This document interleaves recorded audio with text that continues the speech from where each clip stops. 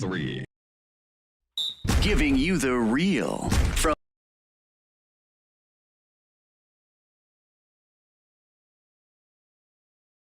transactions, takes, and more. So strap up, Cowboys Nation, and start your day off with A to Z Sports. Live with Will Steele. 3, 2, 1. Here we go.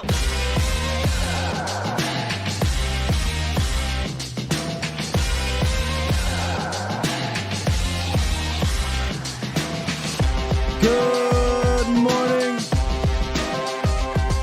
Good people. Welcome to A to Z Sports Live. We are streaming live on YouTube. And of course, I am your host, Will Skywalker Steele. Boom!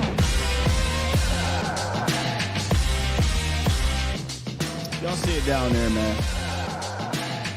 So, I had to do something that the Cowboys apparently know nothing about on the field. I had to adjust. I had to adapt. Today, I was all set, ready to go to break down the Cowboys defense. We had a whole autopsy. Me and Okoye, we were ready. The autopsy of the Cowboys defense. Then things happened. My brother Okoye got caught on the road, so he's not able to come through. And then, of course, the Cowboys decide to make their decision on Mike McCarthy last night. So that kind of threw also a monkey wrench and everything. So I had to switch everything up. Hence why I'm here at 9 o'clock instead of 8:40 or something like that. So we will not be talking about the Cowboys defense in depth. That'll likely be tomorrow. And also no Pat today. So it was going to be a Koya today, Pat tomorrow. We'll still have Pat on tomorrow. And I'll most likely talk more about the defense. Today, though, we got to talk about this Mike McCarthy thing. Mike McCarthy is set to return. And I think, what do I have? What do I have in my title here? Mike McCarthy set to return. Why this was wrong and what needs to happen to make it right. Y'all know how I feel. And I'm not acting off emotions because I'm seeing a lot of people say that on Twitter. Emotional decision. I'm not, I promise you. I thought this through and I've thought it through even more. And I'm going to give you my reasons to why I think it's the wrong decision. And then I'm going to also talk about what I think they need to do to make the decision right. It's one of the things about this show, about this channel, you know, when things happen, or we can't sit on it for weeks and months and years or whatever. We do have to figure out, okay, this happened, so how do we make the best of said situation? I'm going to talk about that a little bit more. And I'm going to dive deep into not just the recent history, but the past history of why I think this was the wrong move. We could talk about the culture. That's something we have been talking about. That's the obvious one as well, but I know a lot of people are going to be hanging their hats on what's happened with 12-5, but there's a deep-rooted issue with just this guy. We talk about Jerry and everything, but just with him, and we'll dive into it. I promise you. But first in the roundup, we do have some Cowboys wire news that we got to get to, and we'll come out of it. We'll talk about it. Phone lines open 351-999-3787, and call in. We can talk about it more. But let me get through my part of it first. All right, let me get through. Showing up. Hey, Bounty, you know me, man. I'm not always on time, but I'm here. Okay, I'm here. But no, seriously, I had to make an audible. So, and here's my thing about what I do. I don't like to just show up and just talk. I like to put together a quality show for y'all, right? I like to put together quality preparation and things like that because I do believe that preparation does make for better confidence, and we've talked about that before. So, I didn't want to just come on here and just rap to y'all. Just off the top of my head without having a critically thinking mind frame to have a good conversation with y'all. I could have done that. Show would have been fine. But I think we're better than that, or I'm better than that. So decided to actually put together a decent show for y'all. With that said, let's hit this roundup real quick and talk. Get to this Cowboys news, and then we got to take this Mike McCarthy thing head on. I'm not sure if a lot of you are going to be surprised at some of the things you'll see. Probably not. But I think this thing is rooted much deeper than just his tenure here in Dallas. So here we go. It's time! It's time! It's time! It's time. It's time. It is time for It's time for the morning roundup. Round 'em up, boys. Let me talk to you. We talk to you, Cowboys Nation. I had this futures news wire actually ready to go the other day, but we didn't get to it. I jumped straight into something else. The Cowboys, after every year, every team, they sign futures deals, and they decided to bring back guys like Earl Bostic, Princeton Fant, Darrell Johnson, Jalen Cropper, Josh Butler, Racy McMath, Buddy Johnson, and Sheldrick Redwine. But the headliner, I think, is a veteran that they decided to bring back, that there was inklings that they'd bring him back after they cut him, in Martavis Bryant. That dropped, I think, yesterday. Martavis Bryant was one of 3 other guys that was signed yesterday to futures deals. And again, this futures deals thing is something that happens around the league. When your season's over, you got to sign back something like 8 or so guys to futures contracts so they don't hit free agency, mostly practice squad guys. Martavis Bryant was one of them. Snoop Connor, another one, former 5th-round pick, running back. I remember him coming out. And then running back Malik Davis will be returning again for his 3rd season, or at least 3rd offseason for the Cowboys. But their whole headliner here is going to be Martavis Bryant.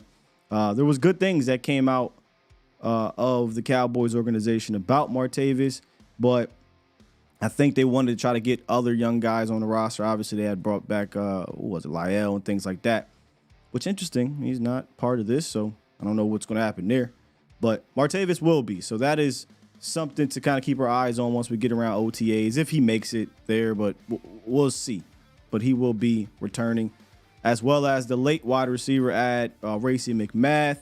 And let's not forget about guys like Jalen Cropper, Darrell Johnson, Princeton Fant, Earl Bostic. These are guys that the Cowboys were high on coming out of the draft as undrafted free agents. So these are going to be some of the young bucks that once we get in deep into offseason, deep into OTAs, mini camps, and things like that, we'll see if they can make the roster. But there's a whole lot of time, a whole lot of things that have to happen between then and now.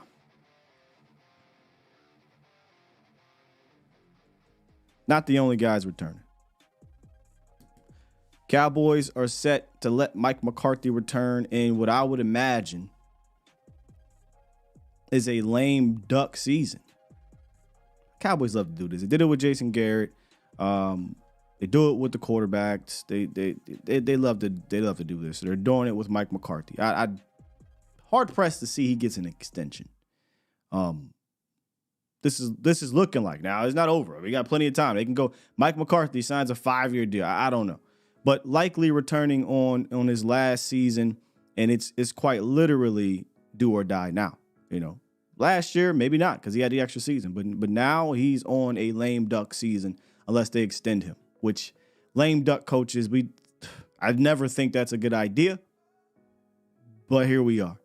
Here's Jerry Jones' statement on the return of Mike McCarthy. It's a pretty lengthy one here, but I'll read it out loud for those that can't see it. It's pretty small here.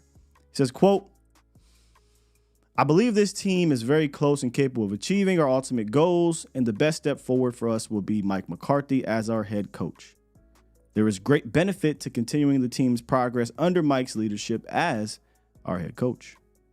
Specifically, there are many layers of success that have occurred this season as a result of Mike's approach to leading the team, both individual players and with our team collectively. Mike has the highest regular season winning percentage of any head coach in Cowboys history, and we will dedicate ourselves in partnership with him to translate that into reaching our postseason goals." Pardon me for laughing here, but certainly Mike's career has demonstrated postseason success at a high level, and we have great confidence that can continue. It's been a while, though. Further, our loss on Sunday is shared by everyone here, not just Mike McCarthy. Sure, absolutely. Our players, our coaches, our front office, myself. There is accountability for our results. Is there? I don't know how you could say. Okay, keep going. I am accountable for our results. The lens we use to view and evaluate Coach Mike McCarthy is holistic.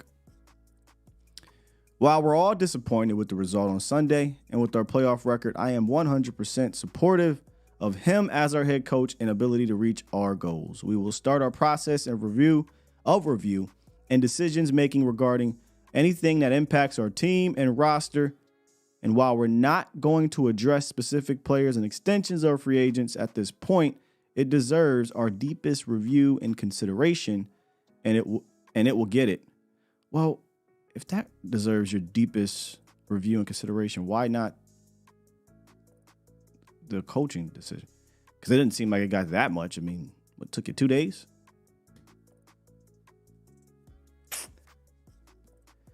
Anyway, as you guys know, came on the show earlier this week, even on Vacha's show. I said there's one way that would get me to say this can't be. He cannot return, and that played out in the postseason by getting embarrassed at home in the first playoff game. So I don't agree with the decision. Just because I don't agree with the decision does not mean, all right, y'all, I quit. I'm not going to appear anymore. No, my approach is going to be, here's why I do not agree with this. And now here's what I believe needs to happen to make this thing work or right, et cetera, et cetera. And there's a lot in between that. But I want to talk about why I don't agree with it. Okay. Number one. Did y'all see what Aaron Jones said in the pregame? Let me turn this music off so you can hear it. I'll play this video for you of what Aaron Jones said and how he feels and believes the Cowboys are. And honestly, I thought about this. We accepted this. We just thought we could push through it. But here's Aaron Jones, leading into that playoff game. And this arc, we're going to take it over. We already set our standard. We're going to punch the front runners in the mouth early. We're going to set our tone. We're going to punch the front runners in the mouth early. We're going to set our tone. We're going to punch the front runners in the mouth early. We're going to set our tone. And it's going to be 4 quarters. We're going to lock them in the cage and give them their G-way ball.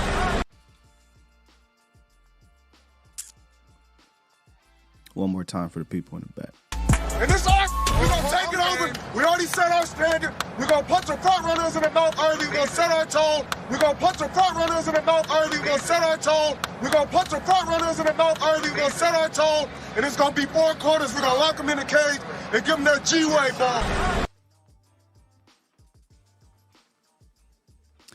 Nobody respects you, man. We're going to punch a front runner in the mouth early and set our tone. Not that this is a new discovery. We were joking about it on Vacha's show. We are a front running team. We joke about it here, and we he hell, right? But we are. That's just the way we were built, and it kind of goes back to, what Louis Riddick said about building your team a very specific way. In order to have success, and you're not able to be multiple and able to adjust to opponents, the flow, the location, the weather, et cetera, right? It's a team-building discussion, a philosophical football discussion that starts at the I already heard you. That starts at the top. It's a front-running team. And it's kind of been that way for a very, very, very, very long time. I think there was a stat, maybe y'all can correct me if I'm wrong here. But or help me out with the stat. I'm never trying to. I don't know everything. So y'all I always say, correct me if I'm wrong here. Under Mike, I believe they've only come back from double digits. Is it once? I know the Atlanta game in 2020, but over the last 3 seasons, I don't know if they have. Well, I know y'all got that damn stat somewhere. Not saying that's a representation of your team or whatever, but when you are viewed as a front runner, the data kind of backs that up, right? Well, Cowboys get down by 10, you can forget about it. Anybody got that stat? Something along the lines of The last 3 seasons, I don't believe they've come back from it. Whatever. But that's just a number that was thrown out there that kind of supports that.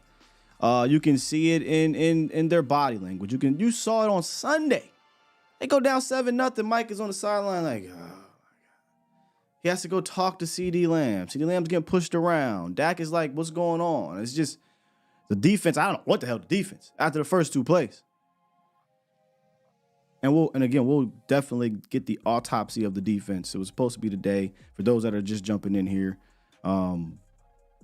Koye's not here. We had to kind of switch some things up, et cetera, et cetera. By the way, we talk about this as well. The diehards are the people that'll be here from February to August. You will see a drastic difference in the regular season. It'll 100% be a drastic difference. But nonetheless,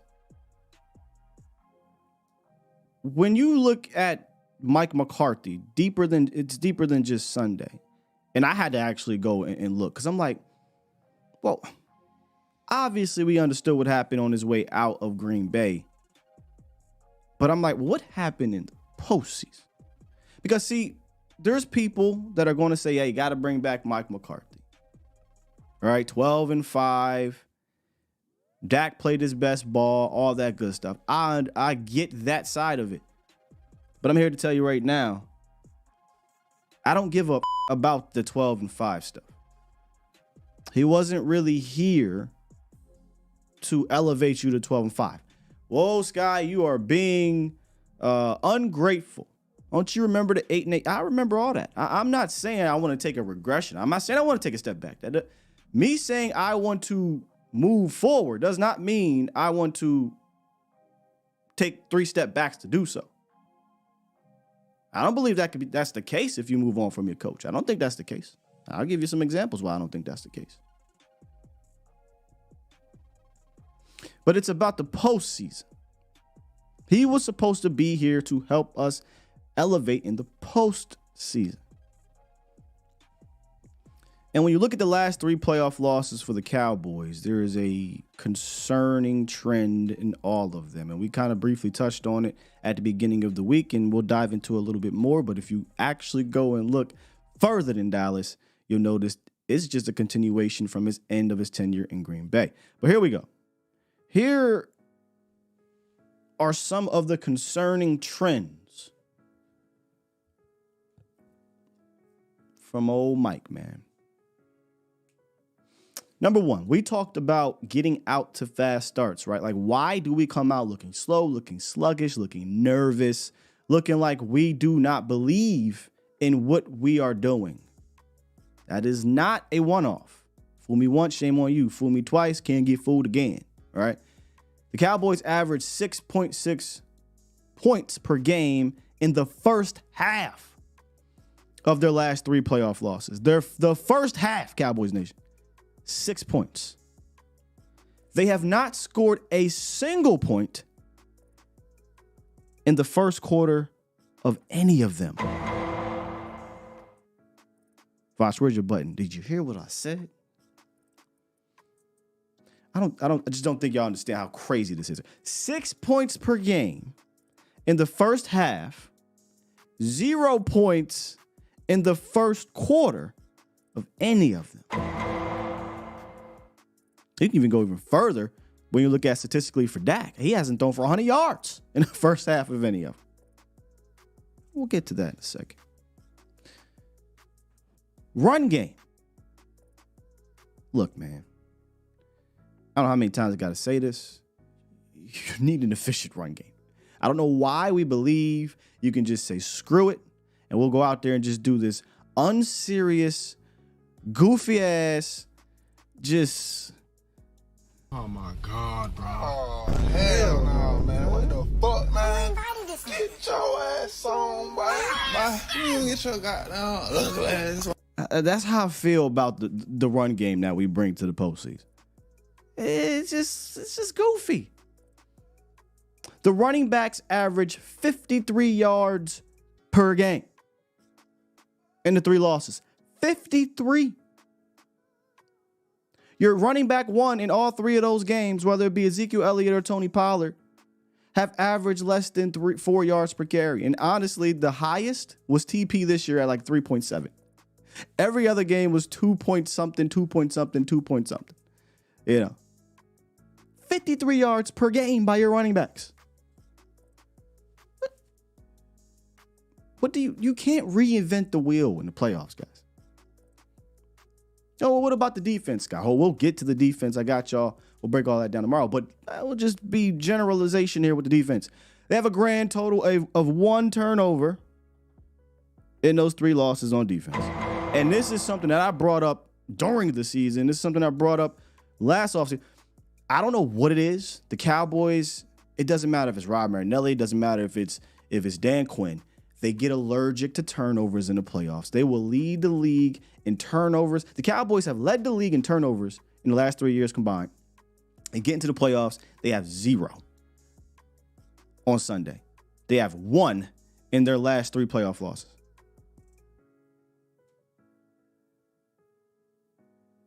Well, how does this go back to the Packers, Sky? What are you talking about? Well, I went back and I looked at the last 3 playoff losses for Mike McCarthy when he was with the Packers. Listen to this, Cowboys Nation. Versus the Seattle Seahawks, he squandered a 13-0 lead, and they lost that game 28-22. Versus the Cardinals, this is in consecutive seasons. They were down 31-0. Sound familiar? And lost 31-8. Versus the Atlanta Falcons, they were down 31-0 and lost 44-21. Score looked much closer than it really was. Very similar fashion. So in the last 3 playoff losses for the Packers, 31-0, 31-0. Squandered a 13-0 lead.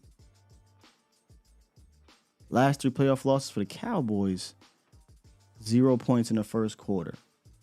6 points per game in the first half.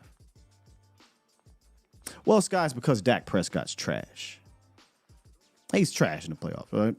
He is definitely, not doing anything to dismiss the playoff moniker, right? The pressure seems to be too great for him when there is no plan that seems to be a good one. I say this all the time. He can't put the cape on consistently. And I looked at Aaron Rodgers. Oh, Aaron Rodgers, one of the greatest quarterbacks of all time. An MVP candidate in all 3 of those seasons. But in those losses, Cowboys Nation, it's 5 touchdowns and 6 turnovers. In the losses for the Cowboys, Dak Prescott, 6 touchdowns, 5 turnovers. Identical. 2 at the time of, while they're in the game, 2 top 10 quarterbacks. One an all-pro coming off an all-pro season. The other an MVP candidate in those 3 seasons. Somehow get into these playoffs. And in these losses, this is what we're getting.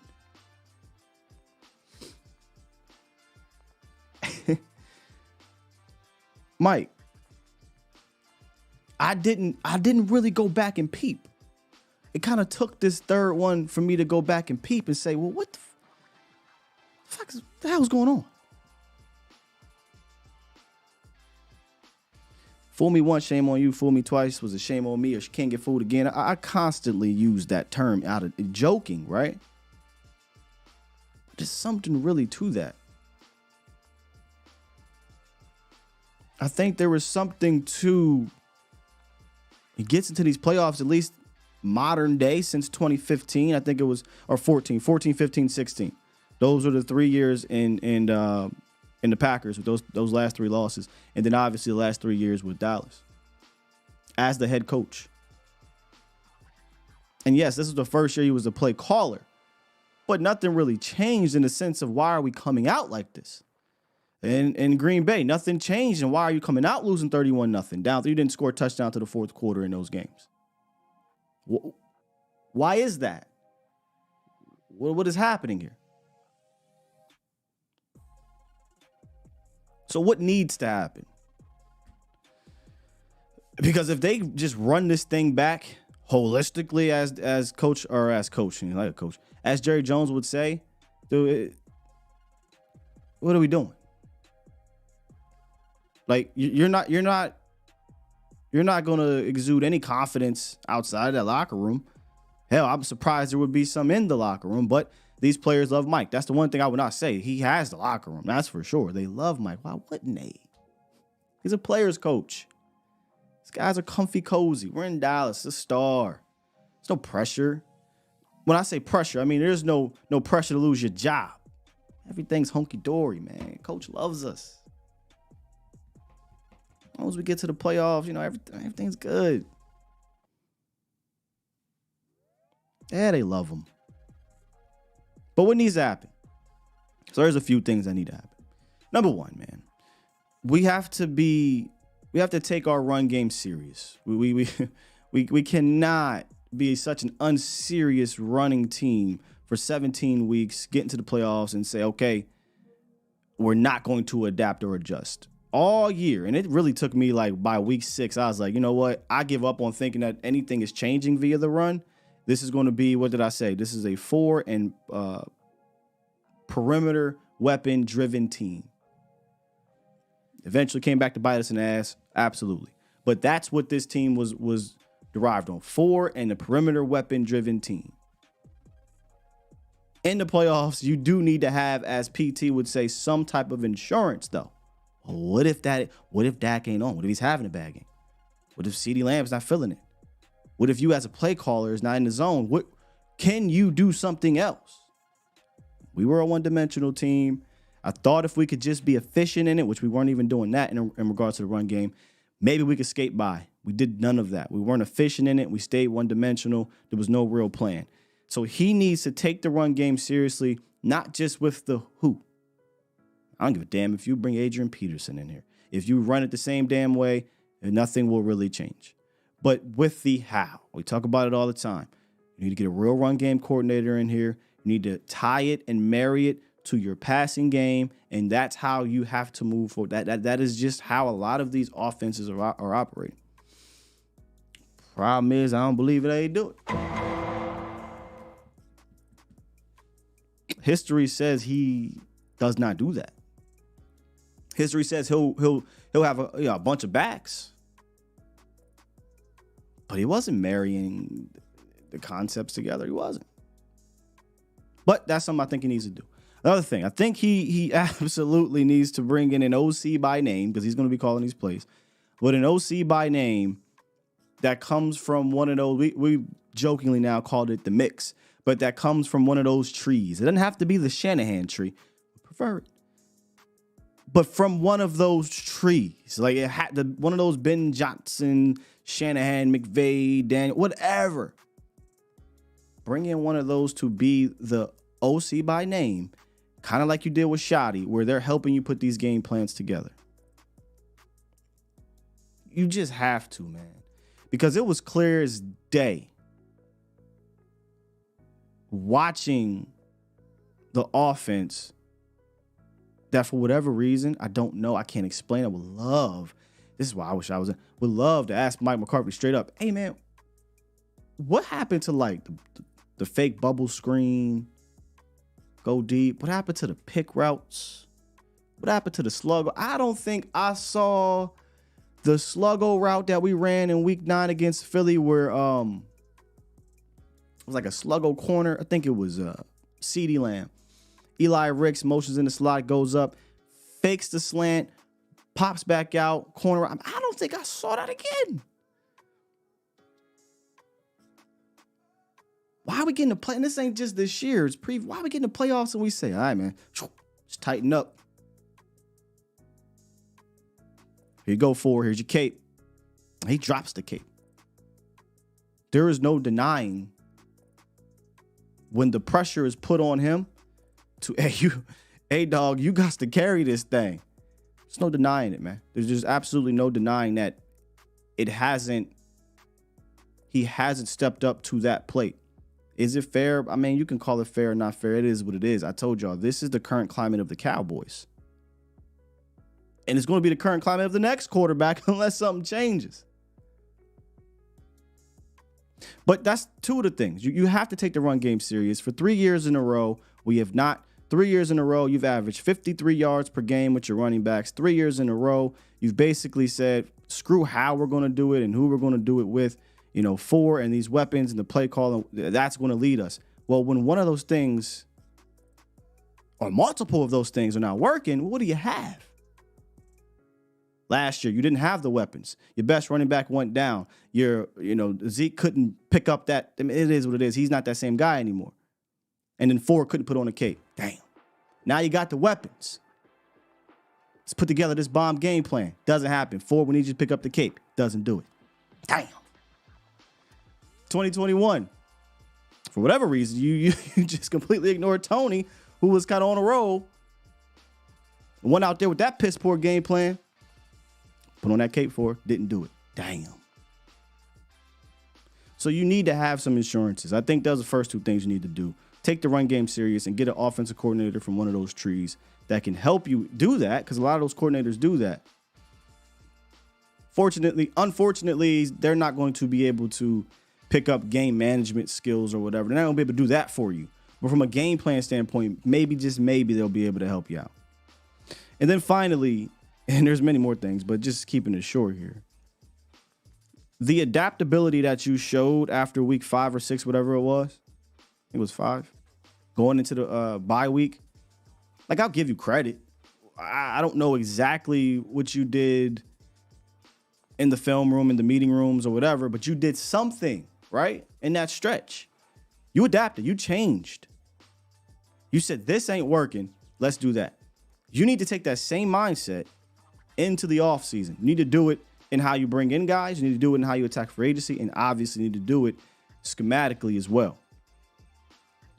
So that we, as fans, I don't know how they're doing it in the locker room, but me personally, we're not having to guess every week, are we bringing the here we go offense? You know it's a road game. You know it's the playoffs, or you know it's a good team. Are we bringing that? I said this the other day. You don't have to ask that question about Shanahan, McVay, Ben Johnson, LaFleur, McDaniels, Todd Monken. Hell, the coordinator in Seattle. These guys, you can call it an identity. PT talked about that. These guys know who they are on the road, at home, and that's who they are.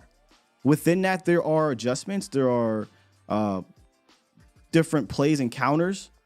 I forget, it was a Texans, not a reporter or a film guy, for their website. He showed a play and was like, hey, there's usually 2 or 3 counters in Bobby Slowick's offense for each play. And he showed the one play where it got Dalton Schultz wide the hell open.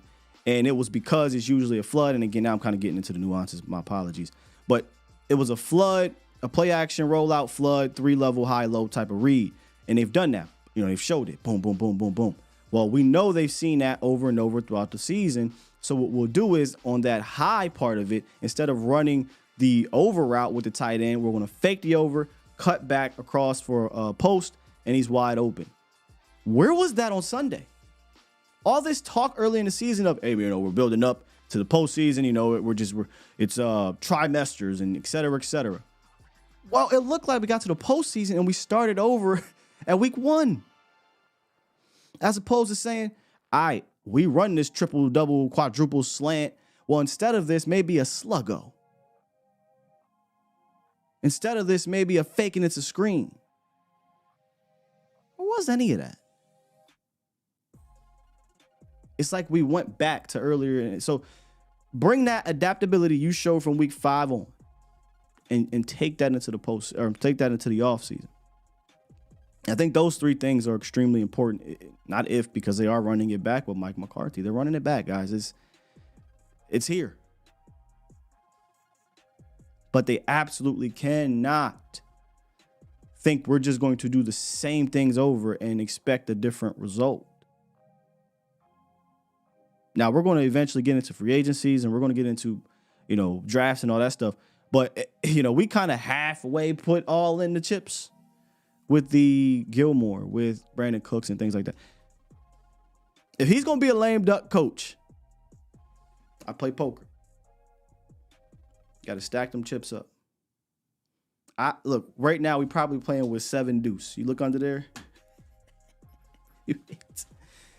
You decided to go ahead and play the 7 deuce game. If you don't know the 7 deuce game, I feel like that's what we play every year in Dallas. The 7 deuce game is one of the worst starting hands you could possibly have. But at the table, you agree. If you win with 7 deuce, everybody give you $15, $20, $25. 9 times out of 10, you have to bluff it.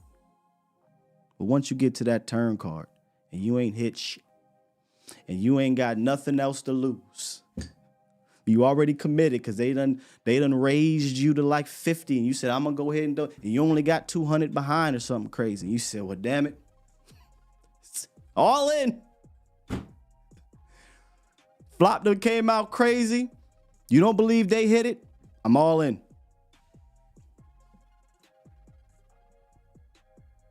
What do you got to lose at that point? Go all in.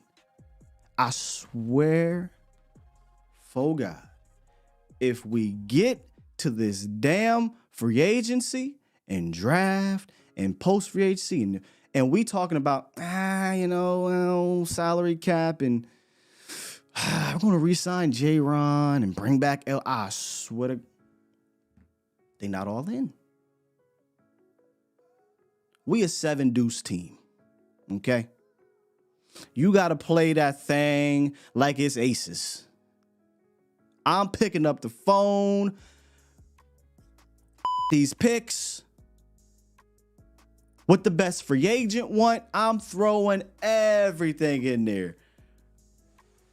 All in. And we won't know if you'll be called until next January. Because we'll get to the playoffs. We'll get to the playoffs.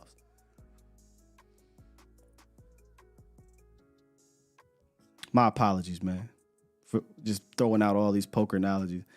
And maybe I'm being a bit dramatic with being a 7 deuce team. Maybe we more of a Jack 10 suited. Not the greatest hand, not a bad hand either. Pretty solid hand. But I feel like in the offseason, we 7 deuce.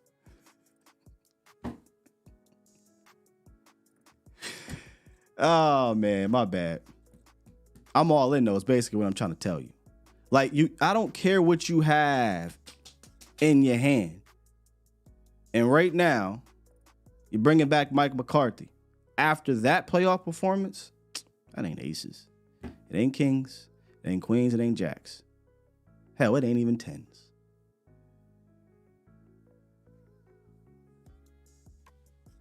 I digress. I did have another point, but I'm curious to see if because there's people on Twitter, man, like, hey, this is great, bringing back Mike McCarthy.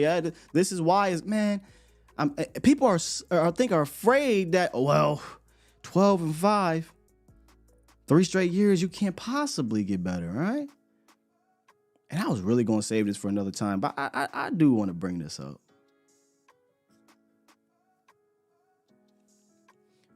Look, man, there's no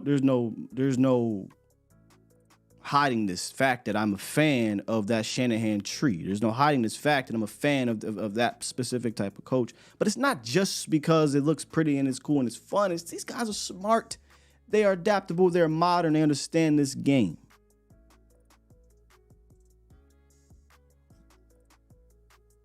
Mike McCarthy got fired in Green Bay with an MVP All-Pro quarterback, right? The very next year, with the coach that just beat you, they went to the NFC Championship game. It can't be done. This same mother got fired. They hired a dude from the tree with the same quarterback, went 13-3. NFC Championship game. Okay. That's just one example. Oh.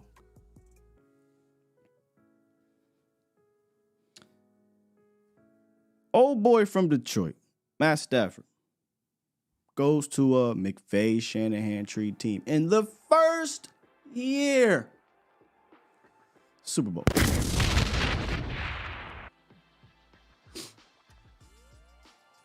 Mike McDaniels goes to a team that has not been to the playoffs in 7 or 8 years, whatever it was. 7, 8 years, something like that.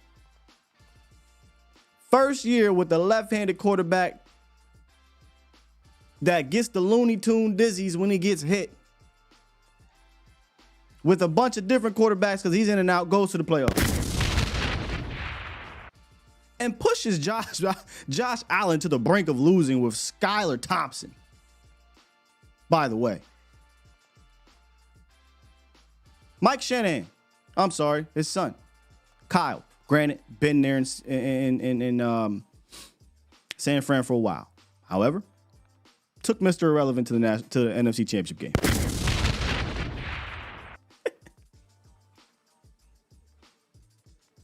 Bobby Slowick.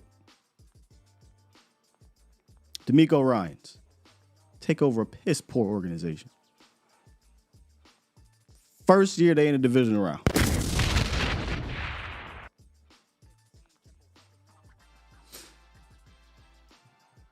I'm just saying, man.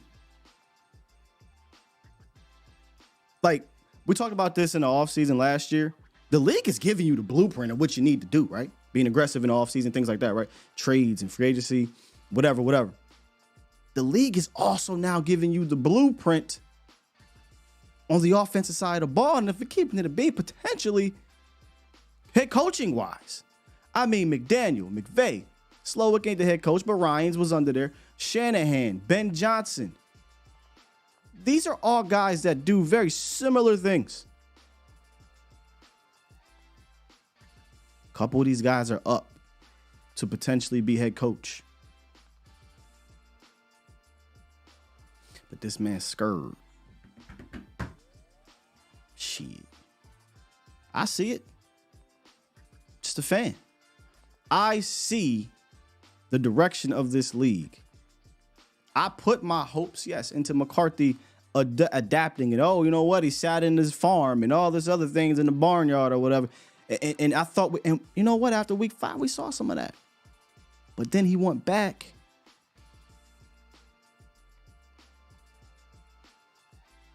To the first few weeks, McCarthy. Then I went back. I know this was shit. This is just a carryover from what he did in Green Bay.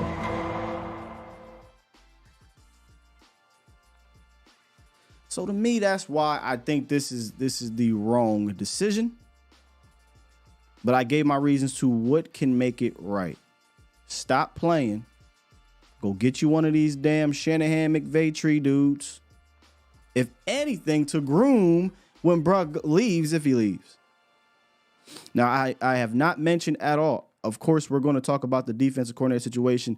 DQ is going to be gone most likely. He's interviewing today for a couple different teams. Now, maybe that game might have deterred them. We'll see. But he's likely gone. I promise you we are going to talk about potential candidates, in-house, out-of-house. We'll break it down. Again, I'll remind you guys, this is a show that's 5 days a week. The one thing I am jealous about the .com, they understand season over. Hey, man, 5 days out the window. Not here. Got to be here 5 days, so we got to kind of take this thing, compartmentalize it. And we will have a day where we are specifically talking about the defense. It was supposed to be today. But unlike the Cowboys, I know how to throw an audible, you know. I know how to make an adjustment. And that's what we did. So. But yeah, I just find it hilarious when I see out there, oh, well, you can't get rid of Mike McCarthy. Not after 12-5 seasons. No. It doesn't happen like that elsewhere, really. I just gave you a whole bunch of answers where it's happened like that in year one. We can go all the way back to McVay's first year, you know, in the with the Rams. But I digress. It's enough of me. Let's talk to y'all. Here we go. Hey, Ron, man. Good morning. What's up, brother? Yeah, 1 second. Can you hear me? I got you loud and clear, man. All right, so I'm going to channel my inner B-bird on this one. I'm going to bring it to my life, okay? So as a young 20-year-old, I was thrust into a management position. So by being that, I became like a player's coach type of boss. So I was in the restaurant business, and all I ever knew was school, you know, busting tables, serving, bartending, and I was the same age as all of my. Sorry, I was working. That's all good, as brother. all of All my good. Take your time. So, all I ever knew was players coach type of mentality. You know what I mean? Like, Sure. I was the same age, rah rah. But the problem with that is I learned through my career. I was in restaurant for like 15 years. Is that as a players coach type of manager, I could only stay in a location for like 2.5, maybe 3 years. Because what would happen was, after the first 2 years of like doing great, I hadn't fired a lot of people. I hadn't held a lot of people accountable because I wanted them all to be on my side, and I got the most out of them. But what happened was, the details were missed, and people kind of were able to do at the end kind of what they wanted. And I could feel that and be like, all right, well, these people have been around a long time. They're loyal to me, but I'm not really, I'm not going any further because I'm not laying the hammer down. And then I would move to another location. I would do the same thing, rah, rah. We'd have great numbers, blah, blah, blah. But then after 3 years, my shtick kind of ran out. So what I'm saying is if you're going to have a players type of coach, it's got to work quick. Because if not, like, the details are missed, people aren't held accountable, and then they walk all over you. So that's my experience.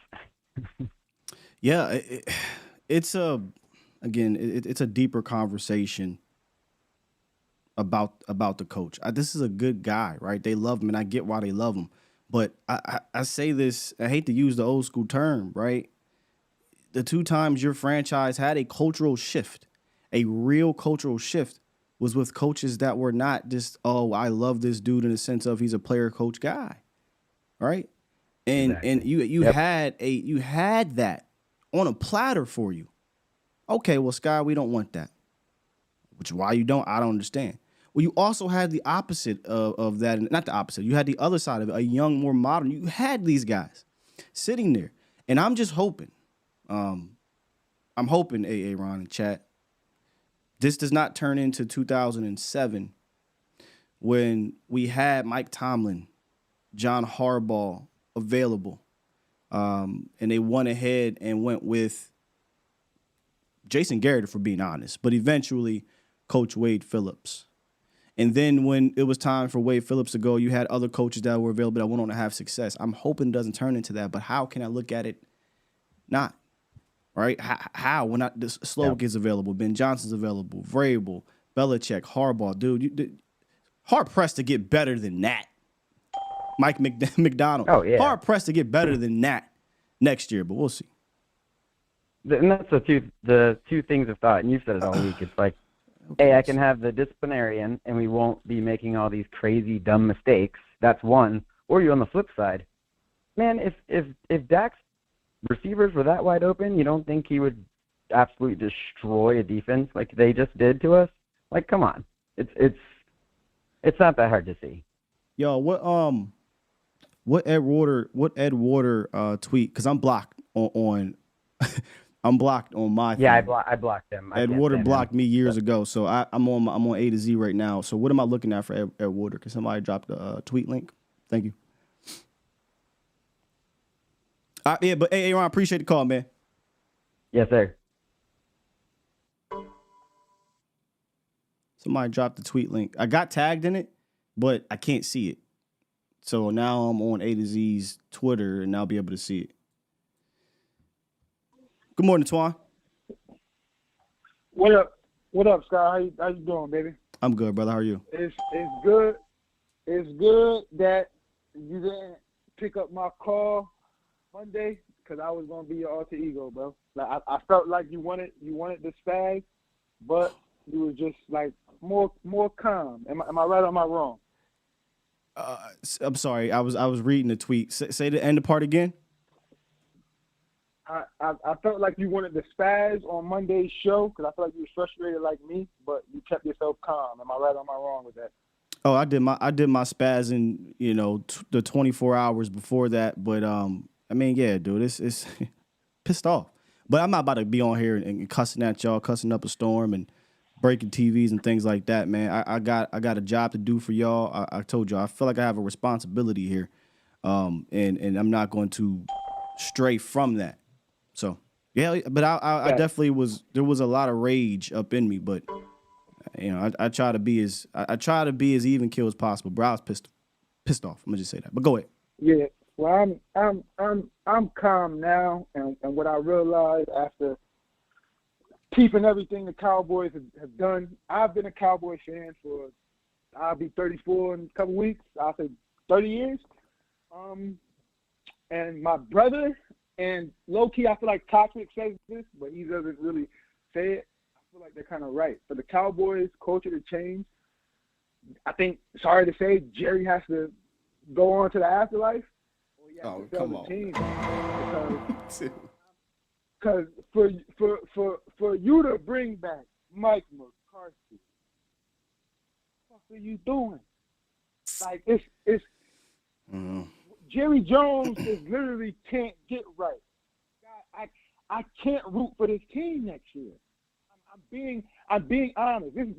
That's the worst loss I've ever seen in my Cowboys career. Like me being a Cowboys fan, that's the worst loss I've ever seen. I can't back Dak no more. And I was one of the big Dak fans. You remember me, Dak MVP, shooting. I can't do it. To be honest, if it was up to me, if I was Jerry Jones, Dak, the only reason you would still be here is because of your contract. But I wouldn't extend you. And Mike, you're gone. And I'm also hearing Dan Quinn might come back. That's what I'm about to address. Yeah, man, he's not beating these alligators. Oh, go ahead, do your thing, man. Like, why? It makes no sense. Low key, and I don't want to sound like a conspiracy theorist, but a part of me feel like he blew the fucking game on purpose. Because he went in there and started doing a whole bunch of shit we don't do. We run man. You're running zone. I'm hearing little shit like, oh, it was to protect Gillian and shit. Man, fuck Gillian his shoulder. You in the game, you playing. We running man. Yeah, we dying by this. They got whooped in man and zone though, man. I mean, it didn't matter what the hell they was in. The three biggest plays of the game came in man coverage. So, they just were shitty. They had no real game plan to stop them on defense, man. It was quite literally the worst game plan defense. Now, I've said this a bunch on offense, even this year, but in the playoffs. But that was the worst game plan I've ever seen from Dan Quinn. He didn't even get this embarrassed in the playoffs against Shanahan. But I digress. And at the same time, I don't know if you remember this. I told you this before the deadline.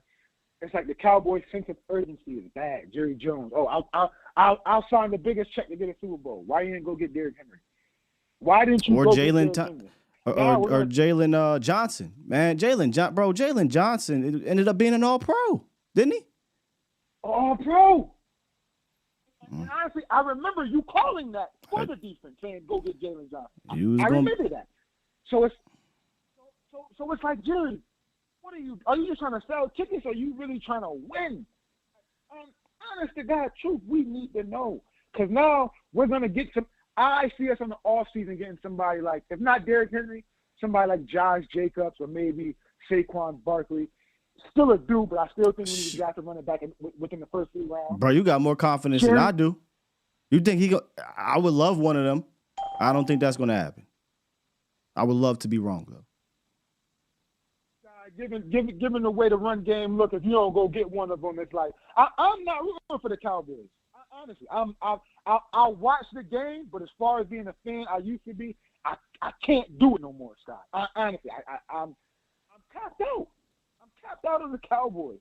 All right, man. And I also know that we go at the other fans saying, "Oh, are y'all really fans saying, oh, Dak's gonna do this with front runners?" Kind of starting to agree with them. I'm starting to agree with the toxic fans where we're gonna get in the postseason and we're gonna fall flat on our face. It's because of the culture of Jerry Jones, Mike McCarthy, and all the other bullshit we do, Sky.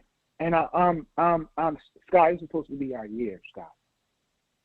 You sound like every other Cowboy fan every year. This is why I don't say that. When are y'all going to learn? Stop saying this is our year. game to game, week to week. I be trying to tell y'all. Hey, whatever though. I'm just a YouTuber, they say.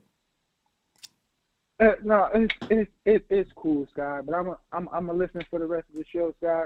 I appreciate your platform. I'm always going to listen to you every morning. But as far as like supporting and rooting for the Cowboys, man, I'm hanging it up, bro. I'm about to say, I'm gonna tell you like I'm gonna tell anybody else that has that feeling. Do yourself a favor. Don't watch. Don't invest. I wouldn't even watch my show if I was you, to be honest. I appreciate it. But all you gonna do.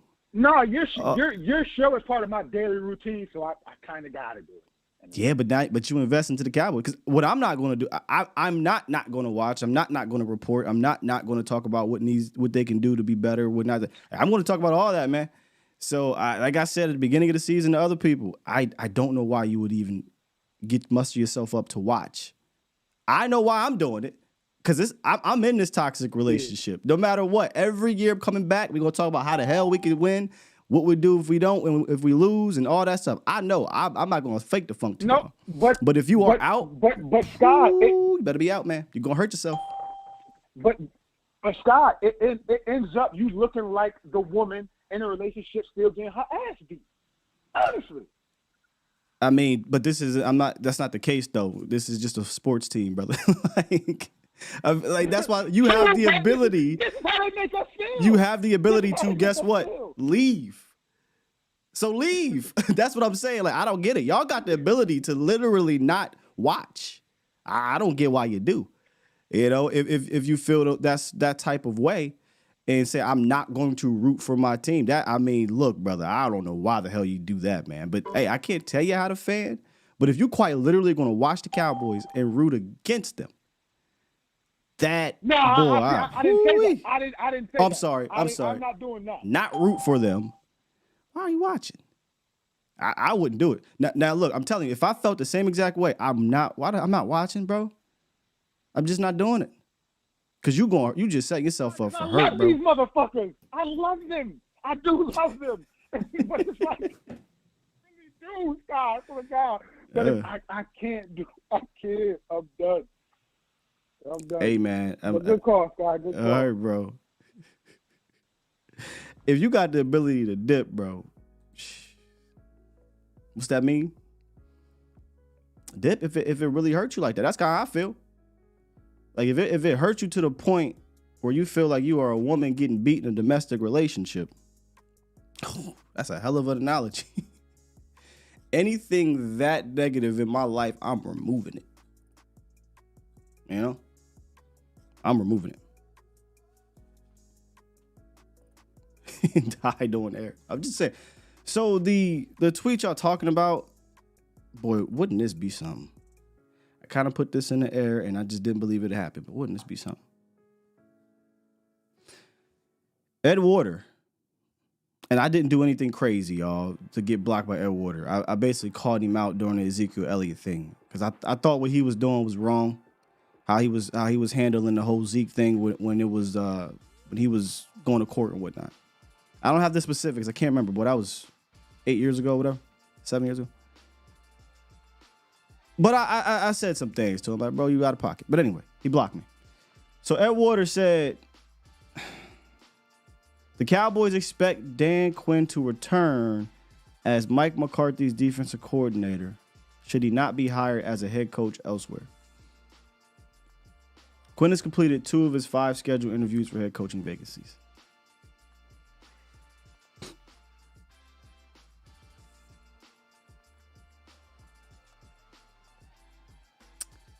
Yeah, boy. Okay. Kind of reminds me of the Kellen Moore thing in 2021. Kellen Moore was getting interviewed and whatnot. We was like, please, somebody hire Kellen Moore. And I was like, hey, I think this would be the year to get rid of him. If Mike is going to be the thing, you might want to start getting this Mike play caller thing going now. Didn't do it, brought him back. He looked even worse. Dan Quinn, as much as we love Dan Quinn the first 2 years, it started off rocky in 21 in a sense, not literally on the field, but we going to light that linebacker. Oh, interesting. And then you didn't make any moves. Interesting.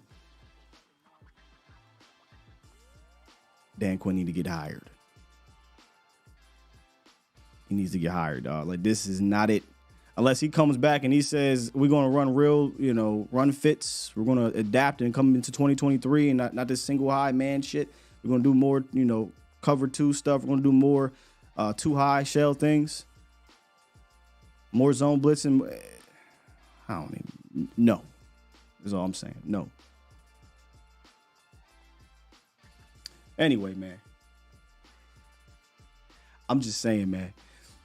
I said this to y'all before. I said it during the season when people was fed up after every loss we had. Y'all they had the same feeling. But definitely last year, I'm like, why? I just don't get why you'd return if I'm not rooting for them. I hate this. But I love y'all here, man. Appreciate it. Hey, Hatch. What's up, man? Man, what's up with it, Skywalker? What's good with you, dog? It's been a minute. Man, ain't shit, man. Another season finished. We ain't get what we wanted. But guess what? What everybody ain't said shit about, why ain't nobody slapped the shit out of Dak in the back of the head for being jealous of CD Lamb for making all pro team? What? Ain't nobody said shit about that. He went from MVP to throwing at the ankles. Can you elaborate? Are you hearing something I haven't heard? Dak is jealous of CD for being first team All Pro, even though he was second team All Pro. You heard something? That's why the whole vibe was off in the game. See, first when everybody talking about MVP Dak was cool. When CD getting out of the shine, now, oh, shit. They whole continuity get threw off in one game. I got you, hey, Hatch. Man, what else you got for the show, dog? Man, other than that, man, shit. Yeah, I know y'all listen to the best show in the goddamn nation in the world, right? Oh, so man. Get off y'all goddamn cuckoo parties and, oh my gosh, I'm not going to root for the Cowboys. Well, throw your damn jerseys away. Because guess what? I'm still going to be rocking out every fucking week. It is what it is. We ain't happy with the outcome. Dan Quinn could tear his ass. We see the writing on the wall. Ain't no time to just be playing around. Move on, bro. Get over it. We've seen this shit, four straight years. Yeah, at the end of the day, right, like, it's not that we surprised, because this has happened to us a bunch of times.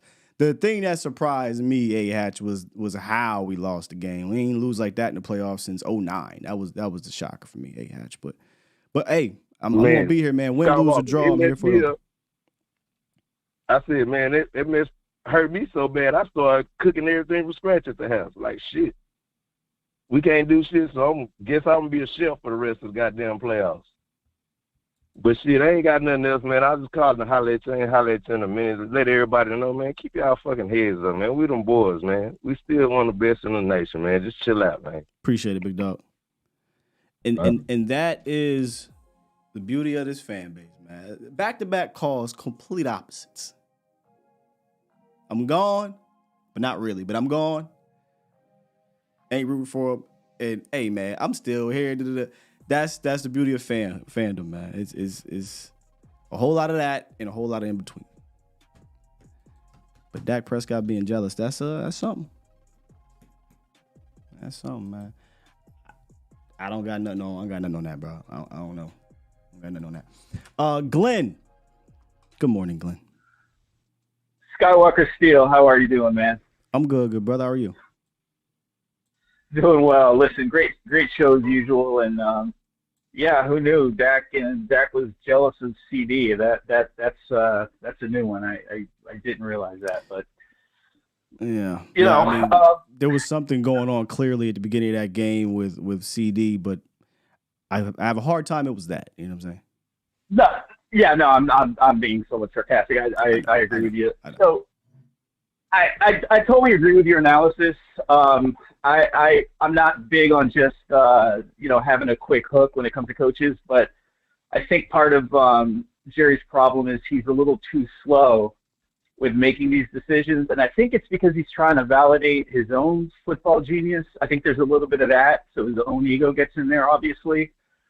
But I think when it comes to what you pointed out as far as McCarthy's problem, it's clear he's not multiple.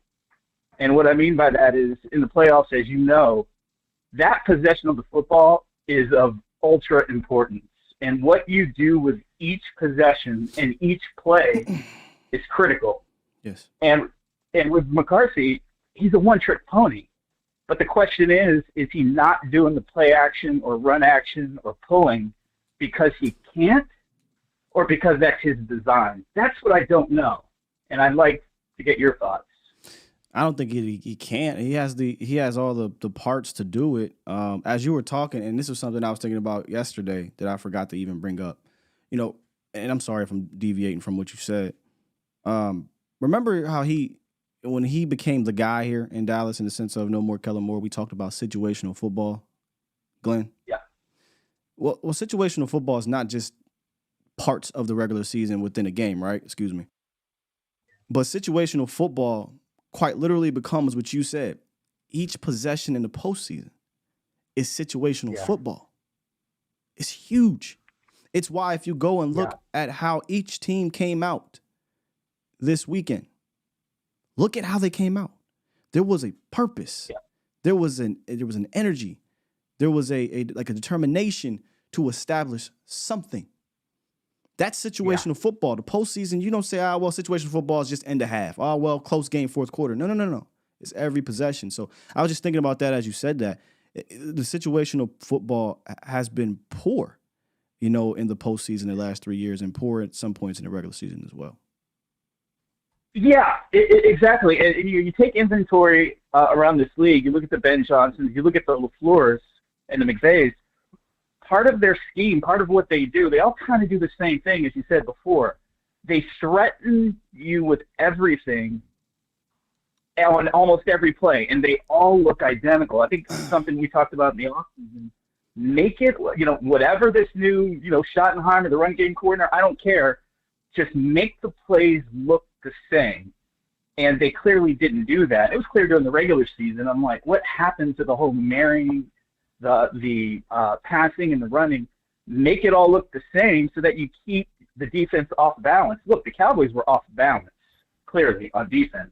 Sure. Because they had no idea. I swear to God, on every play, sometimes it's hard to figure out who has the ball, right? And that's by design. Because even on the play action, I swear there are at least two linemen pulling, and that's what you have to do. And my question is, Glenn, did you? That's part of our problem. We can't pull.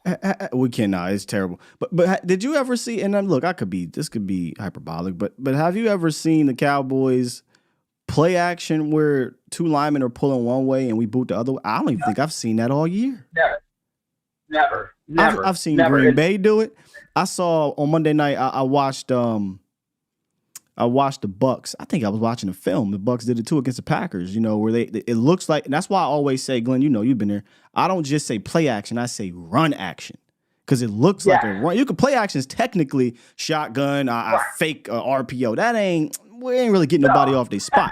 But when you pulling a tight end this way, it looks like split zone flow, and you got a guard pulling, and then you pull that thing out, pause, and next thing you know, you got a slot receiver coming up. Now we got run action going. Now we got these linebackers and these safeties having to think. I don't recall seeing that much, man. And, I do know that Ben Johnson, McDaniel, McVay, Shanahan, LaFleur, Monken, all these guys do that. That's all I'm saying. And I think you need the offensive. I think you need athletic linemen in order to pull that off. I know you and I have talked about that a couple times. I think there's something to the fact that I think we have good pass blocking, but I'm not interested. You can't surrender half the game. You can't say we're going to play just being a passing team and we're going to surrender this to the other team. They're going to be able to do both pass and runs. We're going to restrict ourselves to passing and think you're going to get by. It's not going to work.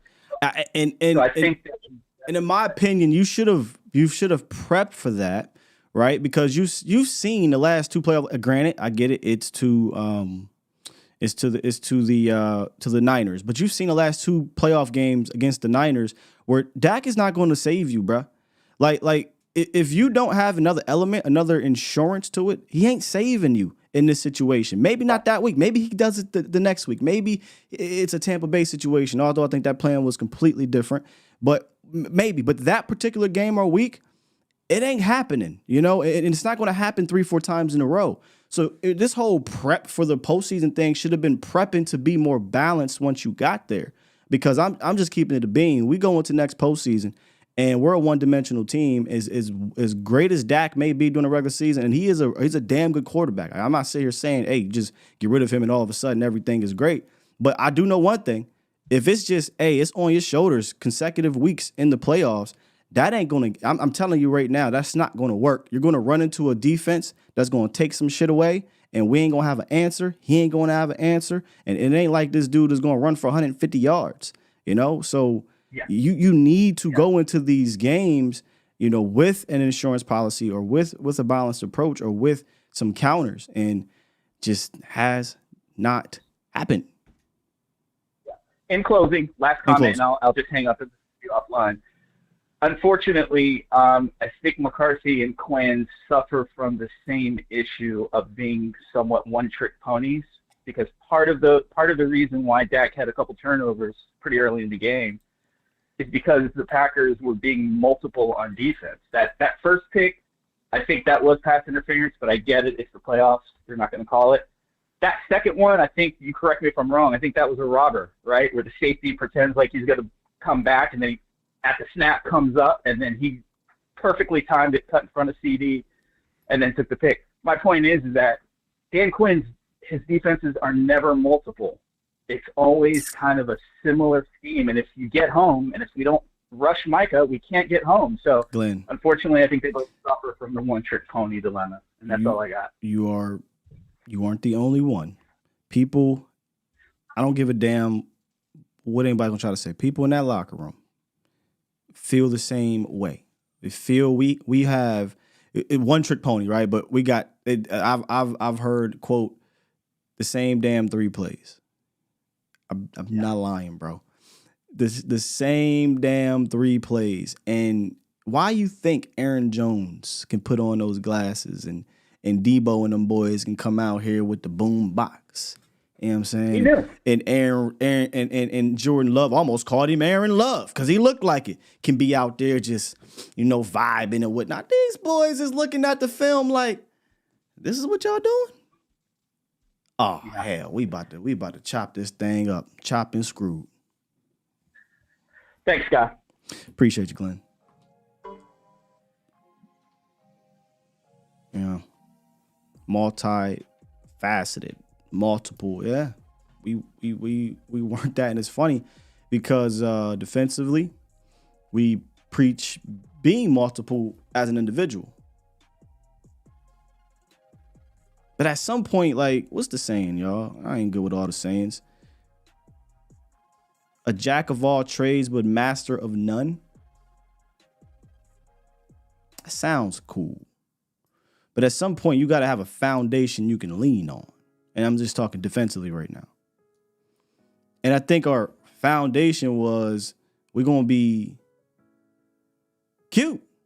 We're going to try to reinvent the wheel. 6 DBs, linebackers, safeties, linebackers. What the and really, it started in 21. Granted, we was happy to see the turnaround. 9 times out of 10, Micah had a lot to do with that, saving that. But we was happy. Okay, man, 2020 was terrible. 2022, and then in 2023, man, you want to talk about going all in. He went all in with this approach. I don't need backers. We don't need to have real run fits. We don't need to play too high. And when we do, we'll put a strong safety back there that has no coverage ability. We don't need to go out and get another corner when our best one goes down. After a bunch of evidence in the regular season. Bunch of evidence in the regular season that a particular way has whooped your ass at least 4 times. A particular scheme. It did nothing to combat it.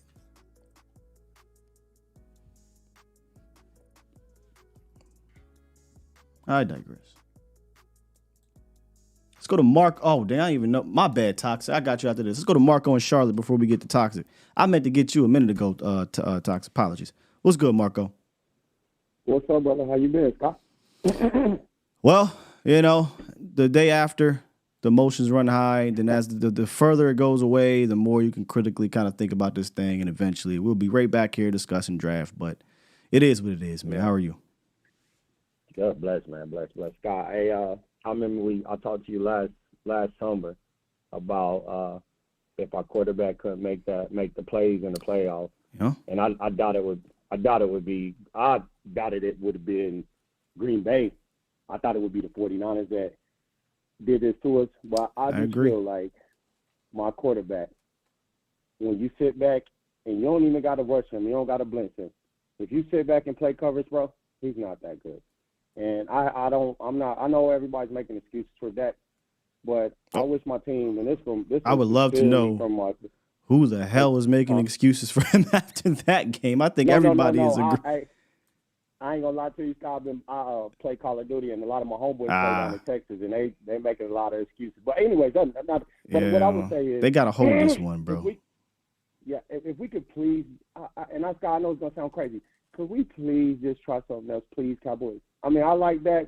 I like his story. I like his mom, and I done got fed up with that after the game. He talked about, man, it's on me. If it's on Mike McCarthy, it's on me too. Like, who are you talking? Who are you to say we know it's on you, bro? It's been on you for the last 3 years, bro. And everybody's gonna say it's well, he can't. I remember he can't. Go ahead, Scott. In my opinion, I don't think he can say anything else. Can you imagine if he comes out and says it's not? Oh my goodness! I mean, we're looking at him as a totally different person. He absolutely has to come out and own it. You can't come out there and blame. Now, granted, once you add context to things like that, you understand. Look, obviously, losing 48-21 is not on one particular person, right? But if there's one guy that has to go up there and take the onus, you better hope it's your damn quarterback. Because if he goes up there and says it's everybody else's fault, I don't want that guy on my team. Yeah, hey, Scott, this is what I'm saying is my boys like saying they playing robber all this. When Dak threw that slant to Brandon Cooks and Jair caught the interception. If he just if he pat the ball one more time, CD coming open up right behind him. I mean, it's been over and over, Scott. You know me. Are you talking to the guy about talking about the pick six, or are you talking about the first pick? The first pick when he threw the slant to and well, it wasn't a slant. It was a whip route. I'd advise go watch Kurt. Yeah. Kurt broke that down. Okay. Yeah, amazingly. That pick right there, I don't even got an issue with that pick. It's the second pick that I got a problem with right there. Because that was a pick six. You could have hit Cooks right there. God, that gives me deja vu from the 49ers game when he threw it to CD the last year, and then he threw it to number 1 Cedric Wilson. It gives me deja vu, and you know what made me mad about that? When he threw that pick six, he didn't even try to run. He just stood there. That kind of peed me off a little bit, bro, to be a Cowboys fan. If that pissed you off, then you was just waiting to be pissed off. Because, brother, Dak Prescott run like molasses. Shouts out to my guy, Jesse Holly. He said Dak Prescott's black until he has to run. Hey, Scott, his mom's side is coming out on him in his feet. His feet slow. He's slow, bro. That's his mom's side of the family. He don't run like us. That's what Jesse said. Jesse said he black until he got to run. But Scott. Let me say this though, Marco, about the zone thing, because I do think that's a bit of a lazy narrative, and here's why. We've seen him dice up zone, right? Like we've seen him do that. So what the F is going on in the playoffs when teams are basically running a vision defense? Like what the hell was the problem in the playoffs? You know what I think it is, man? And this is where I do agree with, because there are literal people who I call them the Dak detractors, right? I kind of put you in that category. I'm not saying you're a hater, because that's a different story. There's people that they don't give a damn what he does. They hate this guy, so whatever. You will come on here and you'll say, look, I ain't the biggest Dak fan, but man, he's playing well, or he's having an MVP year, yada, yada, yada. Playoffs. Yeah. So Dak detractors. Dak detractors will say, man, it's when he get in the playoffs and the pressure gets put on him, can he get out of that deer in headlights thing? He got to the playoffs this year, like you said, sooner than I thought. I didn't think it would happen in this game. I thought possibly the Niners game. But right away, you saw, okay, these boys don't look ready. These boys don't look like hungry. And then, all right, Q, it's up to you, man. and he just kind of seemed like just going through the motions a bit. So he cannot beat those allegations anymore, man. He can't beat them anymore. And I'm not about to sit here and fight you about it. Hey, Scott. I think you remember when LeBron talked to Arenas at the free throw line and he missed those 2 free throws. That was years ago. But that's what that got. He don't got that clutch. Like when the pressure on, you put a little. I'm talking about Green Bay pressure. Green Bay been sorry all year. You put a little bit of Green Bay pressure on, it's just like you can't. He get a little nervous. The ball get high. It's behind CD. All year he ain't missed none of these throws. All year. You be like, God, he on the money. As soon as a little bit of pressure come in there, that's why I think we got to get off on Scott. If you're talking about the throws to CD, I mean, you've only come on here and mentioned one player the whole time. I can't come. You can't come on here and not and bring up CD and not give him some flack too, though. Dude, you dropped the ball hit you right. I don't know what you dropped the pass that'd have been the first down. The interception happened. You dropped the third down pass. You were on the sideline pouting. You get pushed around. Like again, I get it. This is about Dak, but dude, CD was trash as well early in that game, and I don't understand what happened. Your 2 all pros were not on their game early in that game. I don't get it. Hey, Scott, did we get rid of our guys that have fire? I don't see no fire on the sideline. Nope. Even D-Law don't got no fire. I don't know. I mean, Dance used to be so mad. Like, and then people take it the wrong way. When you're an athlete, bro, it's not like you angry. It's just like that fire in you. I know you're an athlete because you say you hooped, and I'm a hooper too. I still play ball. I'm 30 years. Hey, Marco, my whole thing. I had to play with fire because I'm a smaller dude. On the football field and on basketball court, I had to be a vocal leader and play with fire. That was kind of my superpower, man. I wasn't dunking. I wasn't able to do a 360, fam. So I had to play with that heart and that fire, man. So and sometimes it got me in trouble, but yeah. Hey, Scott, I'm in North Carolina, right? We got this kid that's he's like one of my best friend's sons. He's the #1 scoring freshman in North Carolina in the nation. And I told him, like, bro, when you get out there, you gotta have that fire, like. It ain't no friends on this. This is like a job. You gotta treat it like a job. It's gotta be fire, bro. I don't care if you destroy everybody. Search and destroy. Everybody gotta die. It is, and this ain't no in the literal sense. It's just I don't. And Marco, you don't have that. No, that goes back to me when I think I pull it up. I pull the graphic up for y'all. I was talking about some of the intangibles like that. Like look, I get it, man. There's certain players that have to have it or whatever. But when you lack toughness, when you're unprepared, you make 0 adjustments or have 0 answers, and you come out looking like that, that to me that says a lot about the preparation leading up to the game. Yeah. How do we get to that game and we come out looking like wide-eyed and not confident and not, hyped up? I don't understand that, man. And I question the lead up to that. And that goes, it's not just about McCarthy, but it's about the leaders in each individual room as well. Oh man, you hit it right on the nail right on the head, Scott. I say this. I don't who's the guy other than McCarthy's a nice guy. He's walking around, he's chubby, he ain't even that type of guy. Who is the mean guy on my Cowboys? Like Michael Parsons, he wanna be friends with everybody in the league. Bro, I like you, bro, but I feel like he topped out already to me.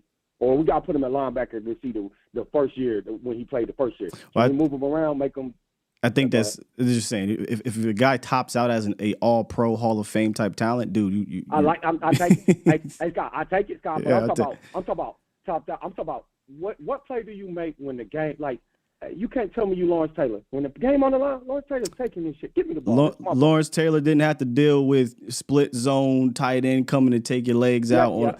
So you need to put your and look. We got a defensive day. We're going to do the defensive day. I thought it was criminal to watch what was happening offensively and say we're going to keep Micah on the edge, bro. Absolutely idiotic. You put him at the linebacker position and you say F it at this point. We got to try something. But anyway, that's another discussion. Hey, guy, this is my last point. Jerron Curse, I don't want to see you on Twitter. I want your ass off my team. Please, get your ass off my team. Put my young boys in the game. Put Izzy in the game. Jordan Lewis, goodbye. Thank you, sir. You had a nice career. Go play somewhere else, bro. I'm sick of y'all guys. I don't want to see you walk. And my boy, All Bland, if you play 15 yards off a tight end again, if I ever see you play, if I have to fly down to Dallas and get your ass off the field, please get off my field. Don't be a Cowboy. Yeah, that was frustrating, man. That shit is disgusting. Even watch makes me say. And I did a bad thing, Scott, about making my little nephew, he's 7 years old. I turned him into a Cowboy fan. Well, I said, dang, that might have been the dumbest thing I did. Stop, man. We can't be like this, man. Come on, y'all. Don't let Eagle fans be better than us, man. Them Eagle fans that have a Super Bowl in 60 years and they will still die hard and riding with their squad, man. We talking about turning in paper, not you specifically, but we talking about turning in papers, man, and switching team. What is this mess? Come on. Well, Scott, I'm in the Carolinas. I've been a Cowboy fan. They said, man, you live in the Carolinas, why you ain't a Panthers fan? Man, I'm an 80s baby. I'm not Panthers fan. What ain't no Panthers around when you was born? What you talking about? I hate them. I hate them teams. I hate the Panthers because they be telling me in the barbershop they had a better. Ever since they came in the league, they've been better than us. I told them, y'all trash. Y'all always go to the dance. You don't never take Cinderella slipper home. You never go. You never Marco, bring the slipper home when you go to the bar. We just have to. Unfortunately, man, we got to take these. We got to take these L's. It is what it is. Like, at this point, it's starting to come with the territory, dog. In regards to trash talk, what we supposed to say? Unless I'm talking to a Giant fan, and even they could say a Washington fan, in the division. Yeah. Philly, because I know they got their little thing, but if you good enough, you can talk shit to Philly fans if you know what you're saying. It's tough. It's really kind of tough to say anything, bro. It's just, man, we in that rut right now, man.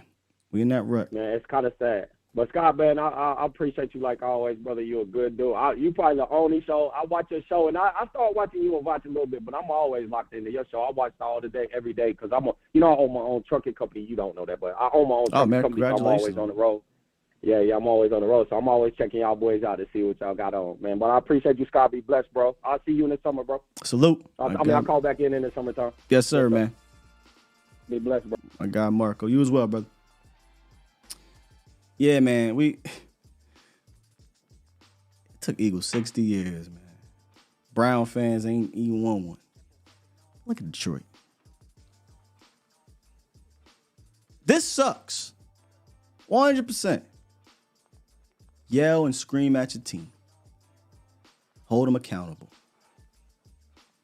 Say they suck. Say we need to fire this stuff. Do whatever you got to do, yo. Do whatever you got to do. But at the end of the day, ride, right? I'm not going to call it foul weather. We know the foul weather. Those are the ones I don't respect. Those are the ones I don't respect. But don't transition to fair weather, though, either. You know what I'm saying? That's all. Like, don't turn into fair weather. Fair weather fans usually stay fair weather fans, and that's cool. That's usually more of the casual ones and come out when we're winning and things like that. And then when we're losing, ain't nowhere to be found. And that's whatever. This sucks, man. I get it.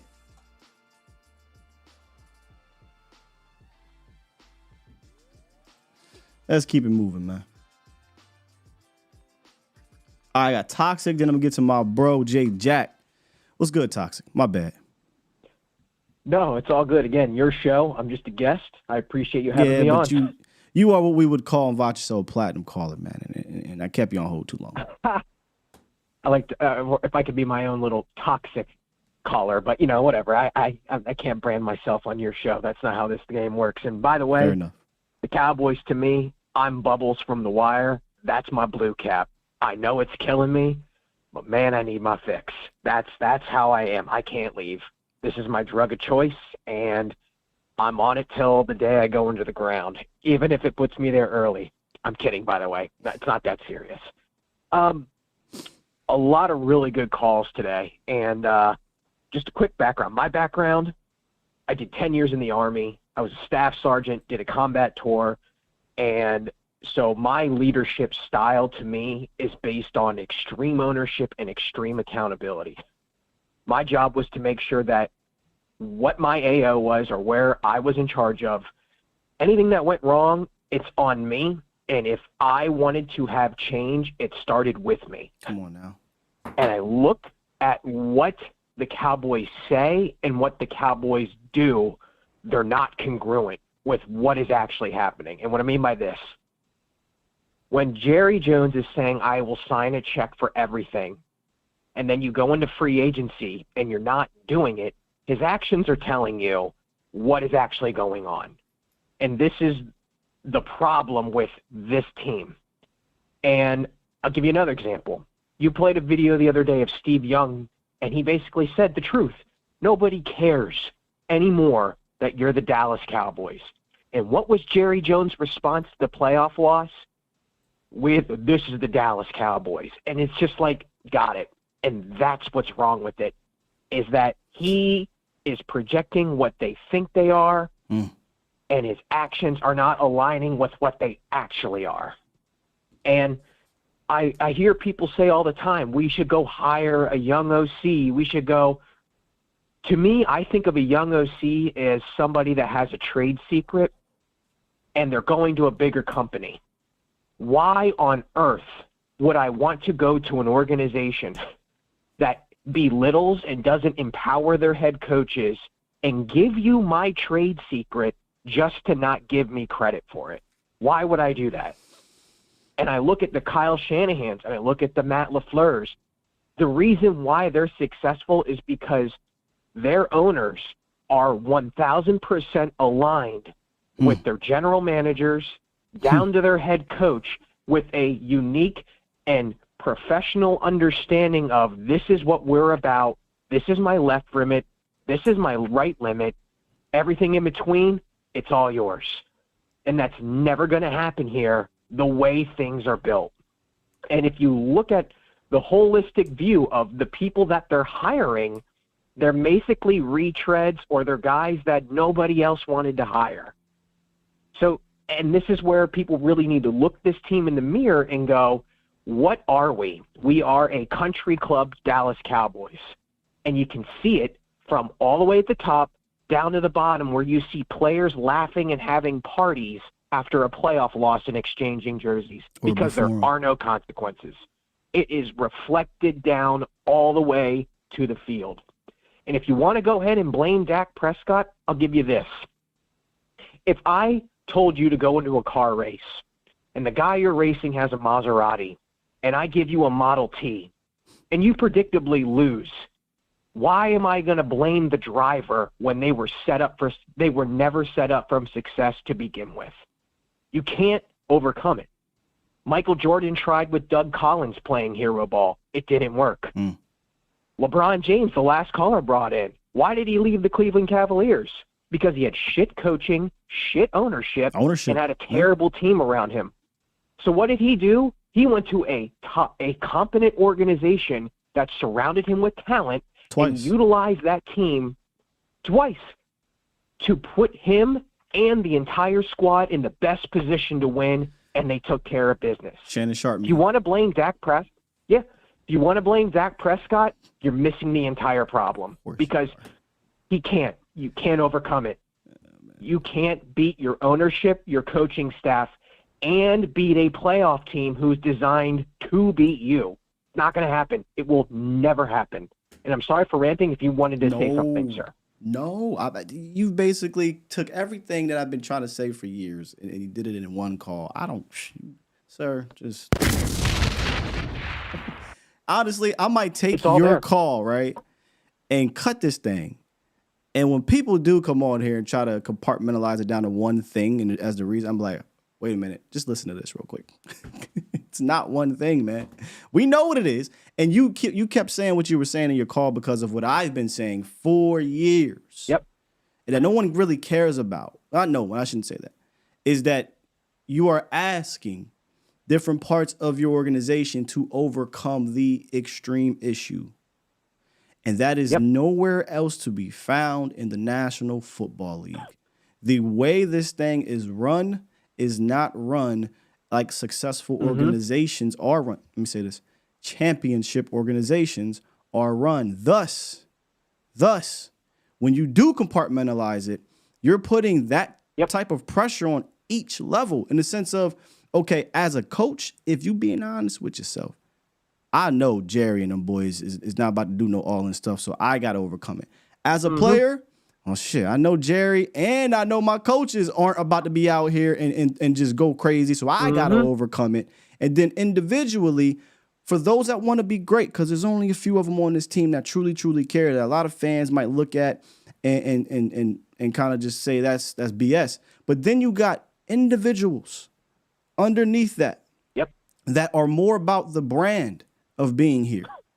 And when that happens, man, it's just complete dysfunction. And when we're winning the regular season and things like that, it doesn't really matter. But once you get into the playoffs where dysfunction is now heightened, that pressure gets heightened, they fold. They can't put it together. You're not wrong. You know, so, I mean, you're not wrong, man. Just so excellent call, Toxic. Just, it's the NFL. Talent is not enough. It's never enough. This isn't college. And if you think you're going to have your Heisman moment in the National Football League, you are going to be in for a rude awakening every single time. And the last thing I will say is this. If Jerry Jones is saying one thing and his actions are saying another, it makes you really wonder, what are his true goals?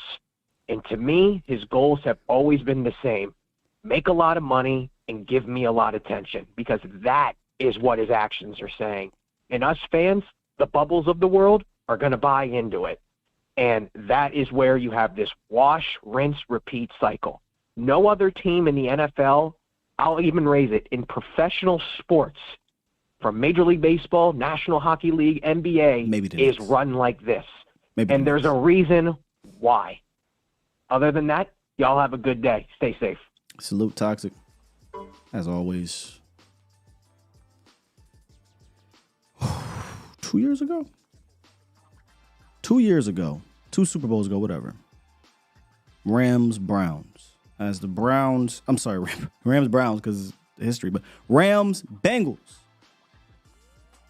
As they were going into the Super Bowl, I tend to look at things, I look at patterns, I look at, what's going on around the leagues. I don't just watch the Cowboys. I love watching how the league is moving and things like that. We had a show and we broke this thing down about how the Rams were moving, and that was the easy one. That was the obvious one. The Rams since 2017 have been an aggressive organization, and look what has happened: Super Bowl win, 2 Super Bowl appearances. But it was the Bengals that I thought was the perfect example of what Dallas needed to do. And yeah, they went out and they signed guys in free agency. They ended up drafting this and all that. But the biggest thing that they did, and I know a lot of y'all going to say, oh, well, Jerry's done this. I don't think so. But Mike Brown, the owner, who had his hands in every goddamn thing. He was meddling in everything. Said, I'm too old for this shit, man. He said, I'm done.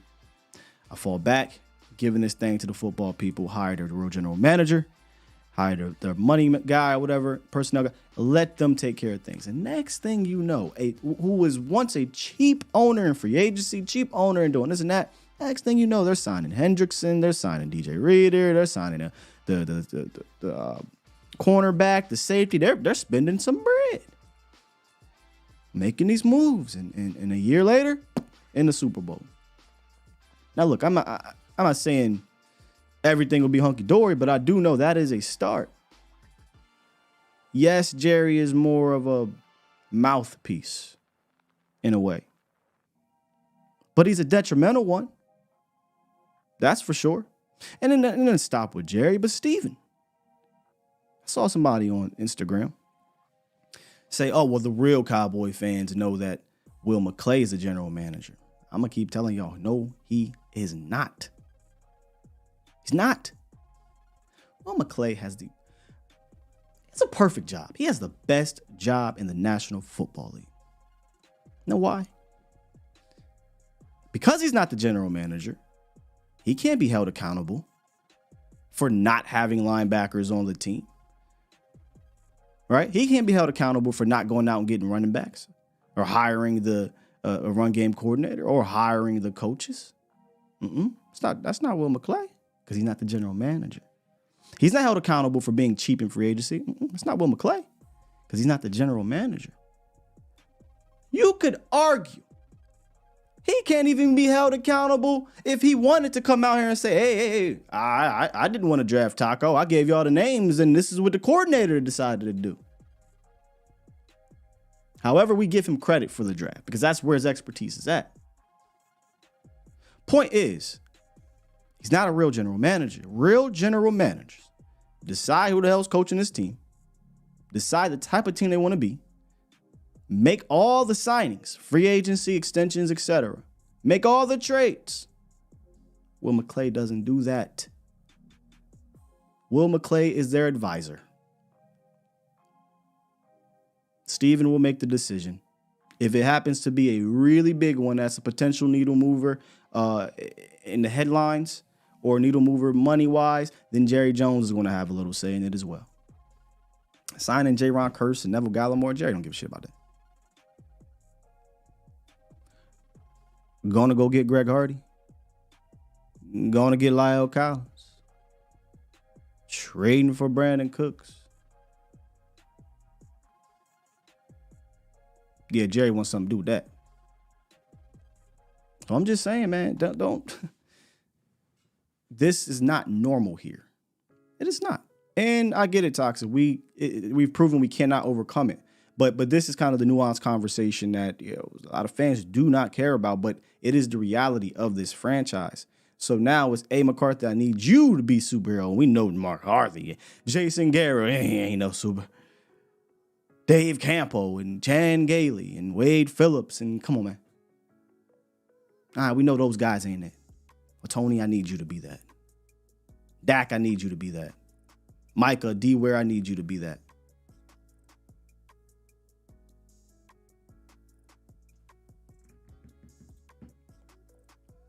Yeah. J Jack. What's good, J Jack? What's up, bro? What's going on, bro? How you feeling, man? You know, if we was back on the porch, we'd be having these conversations, man. Oh, you already know, man. Like, now you remember the How High movie when Mike Epps was going around slapping everybody with the baby powder, right? I thought that was It's a lot of that was hits.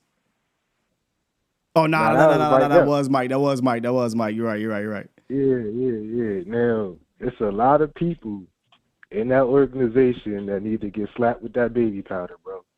Like, not just off of the last game that we had. I'm talking about if we judging the season in totality, from the off season to the last playoff game, bro.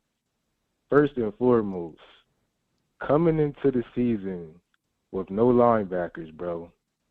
Jerry, Steven, and Will McClay, all three of y'all gotta get the slap. Mike McCarthy, knowing that teams is going to be playing this type of coverage to try to take CD Lamb out the game. You knew this all season. We had no game plan to get Ferguson the ball, no game plan to get Cooks the ball. Where was Turpin at? Like, come on, man, you gotta get slapped for that. In the playoffs, where was the reverse end around Turpin type stuff? Where was the fake screen, backside, deep shot over that? Where was that? That's what I'm saying, bro. And then man, how do you not get held accountable for that? Like, how do you ignore the preparation part of this? Then this is not the first goddamn time, bro. Like, my bad. Just go ahead, man. It's just crazy to me. Like it's crazy because you knew that they was going to play this bracket type coverage. Good teams are going to say, look, your offense is Dak Prescott and CD Lamb. That's it, right? It. We had all season, bro, all season to come up with some type of game plan for when teams do this exact thing, and nothing came from it. And if you look at all our losses from the season, outside of the Philly game, bro, all the games look the same. The Cardinals game, they played that, they dropped everybody back in coverage. We know you're not going to run the ball because you can't. And you gotta make Dak try to take what he could get through these zone coverages. Like, it happened time and time again, bro. Then on the defensive side, Dan Quinn, oh my goodness. I never lost so much respect for a coach so fast. So fast, man. Like, first and foremost, bro, I don't know whose decision it is to play Micah at defensive end, bro, but we took the unanimous number 1 inside linebacker in his draft class who made top 100 players voted by the NFL players in his rookie year, playing linebacker and defensive end, and told him, you know what, you just going to play defensive end. Come on now. How does that make sense? It doesn't. When you don't have linebackers on the team now. How does that make sense, bro? Like, I'm trying to make sense of it because, like I said, it doesn't make sense. Yeah. Then if you look at go ahead. But the fact that we're out there with 6 DBs against 12 personnel constantly with your best linebacker at defensive end, when you have a second-round pick defensive end behind him, and Fowler, and you got Armstrong, like, but you have Bell sitting there running the opposite way of where he's supposed to go. Oh, they got embarrassed. I watched a Packers film guy break down and about how LaFleur just ran circles around Dan Quinn. It was, again, a fireable offense. If this happens in week 6 or 7, whatever, this happens in the playoffs, both on offense and defense, the fact that they're able to survive this kind of tells me how unserious Jerry is. Yeah, like there's no way that we should be going into the next season with the same coaching staff, bro. That's no. Look, if you ain't going to change McCarthy, you damn sure better change Dan Quinn. You have to at this point. He's been figured out, right? And it's crazy because that arrogance, bro, the arrogance, what I'm putting out there is going to work. This is going to work. No, bro.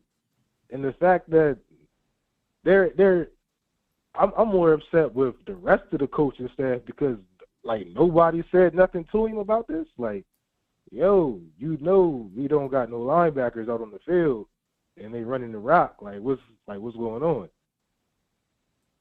Like, come on, man. It's embarrassing, bro. It's embarrassing, bro. Because the fact, like, you got 9 All-Pro players. You ain't getting 9 next year. Come on, man. Like, that don't happen often. Come on, man. Like, come on, man. And even with the All-Pro, I love the fact that players on my team is voted All-Pro, but we got 3 All-Pro linemen that can't run the ball? That shit don't even make sense. Like, I mean, like, I like I say, I love the fact that these guys are getting recognition, but we have 3 All-Pro linemen and cannot run the ball. And I don't blame them, no. 2 of them. I don't blame them. 2 of them is guards. I don't blame them. I don't blame them. Dude, I showed the plays coming out. Make it make sense. I showed the plays coming out of the game, bro. 13 personnel up the middle, right? Like, obviously, they know you're about to run. We don't run on the outside. We do 13 personnel, right? And then shotgun and that stupid ass, we going to pull Tyler Smith. We cannot pull at all. And then we're going to send, I think it was Jake Ferguson, nothing, right? You get like 3 yards. We have no creativity in the run game. I 100% blame whoever the hell decides to put that together. And I know it ain't Mike because Mike don't care about the run game. So he basically telling Blasco or Solari or whoever to come up with it. And it was pure garbage this season. Pure garbage. That was ridiculous, bro. Like, bro, and the fact that we cut Zeke and didn't replace him with anything. Bro, and you had... That's another slap. You had like 10... That's another slap right there. I understand getting rid of him. But not...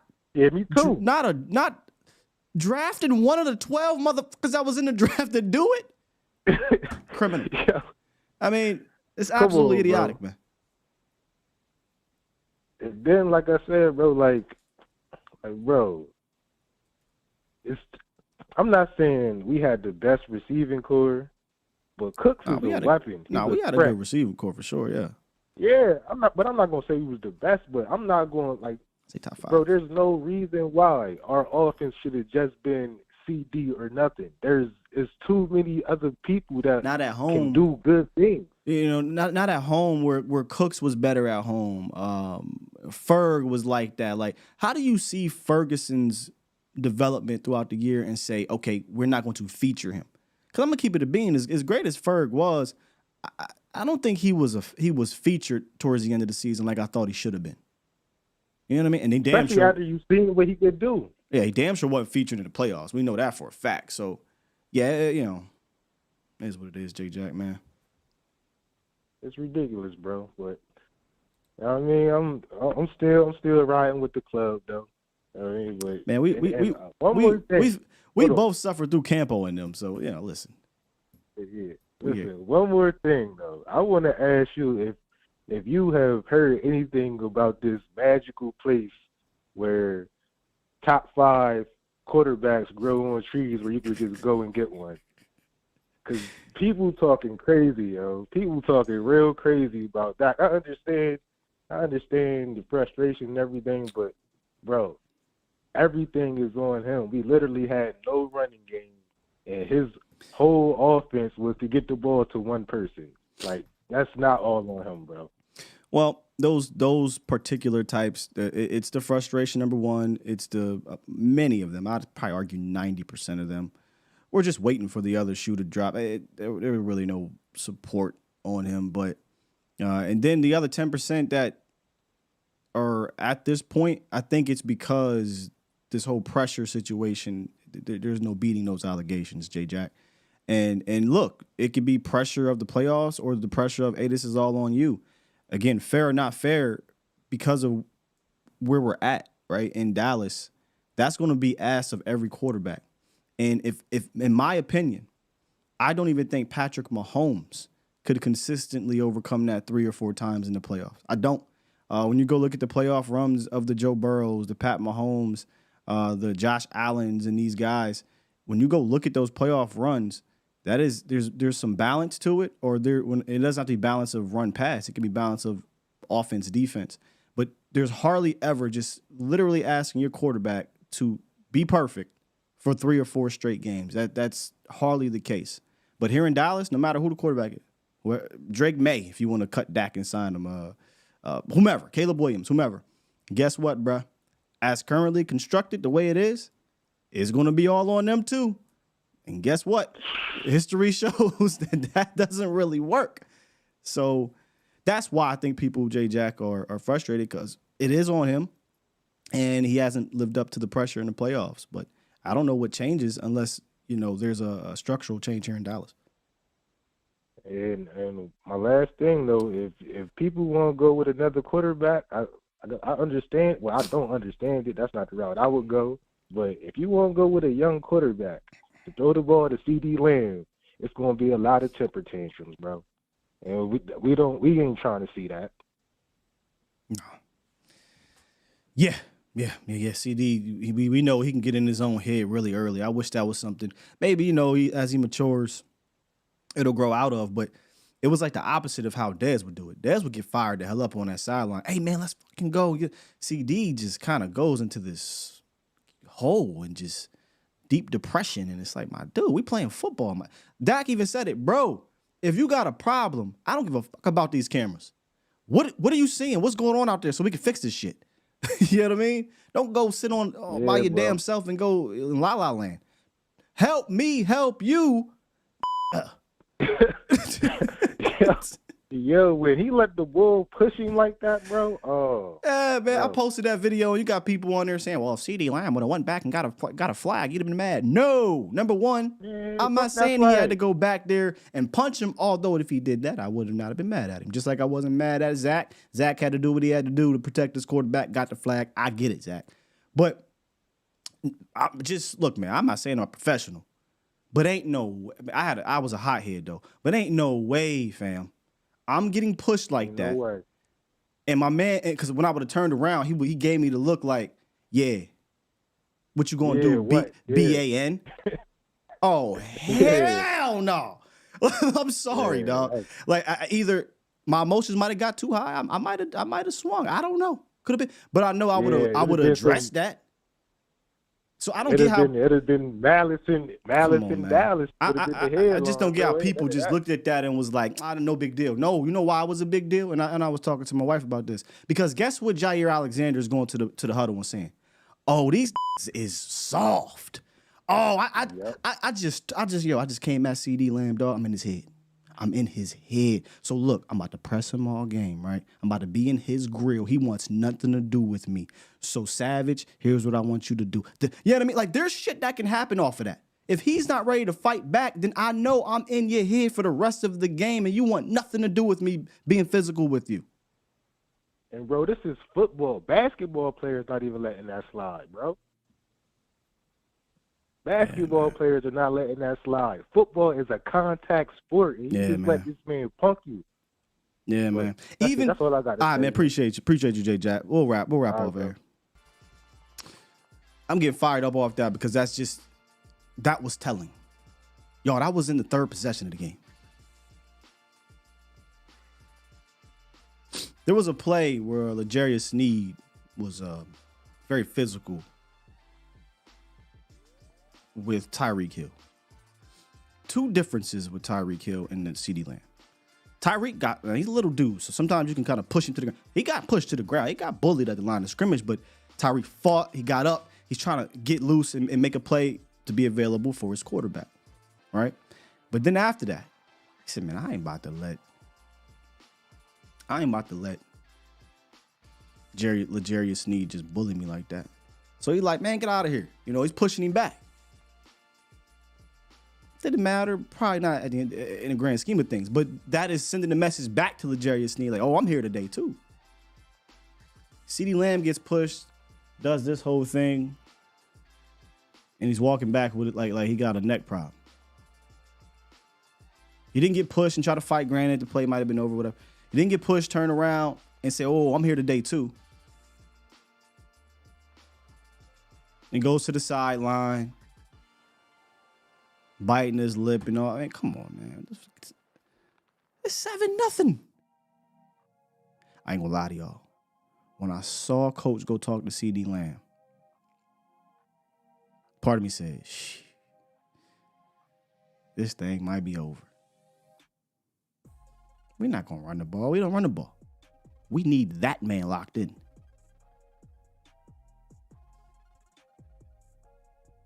Go down 7-0.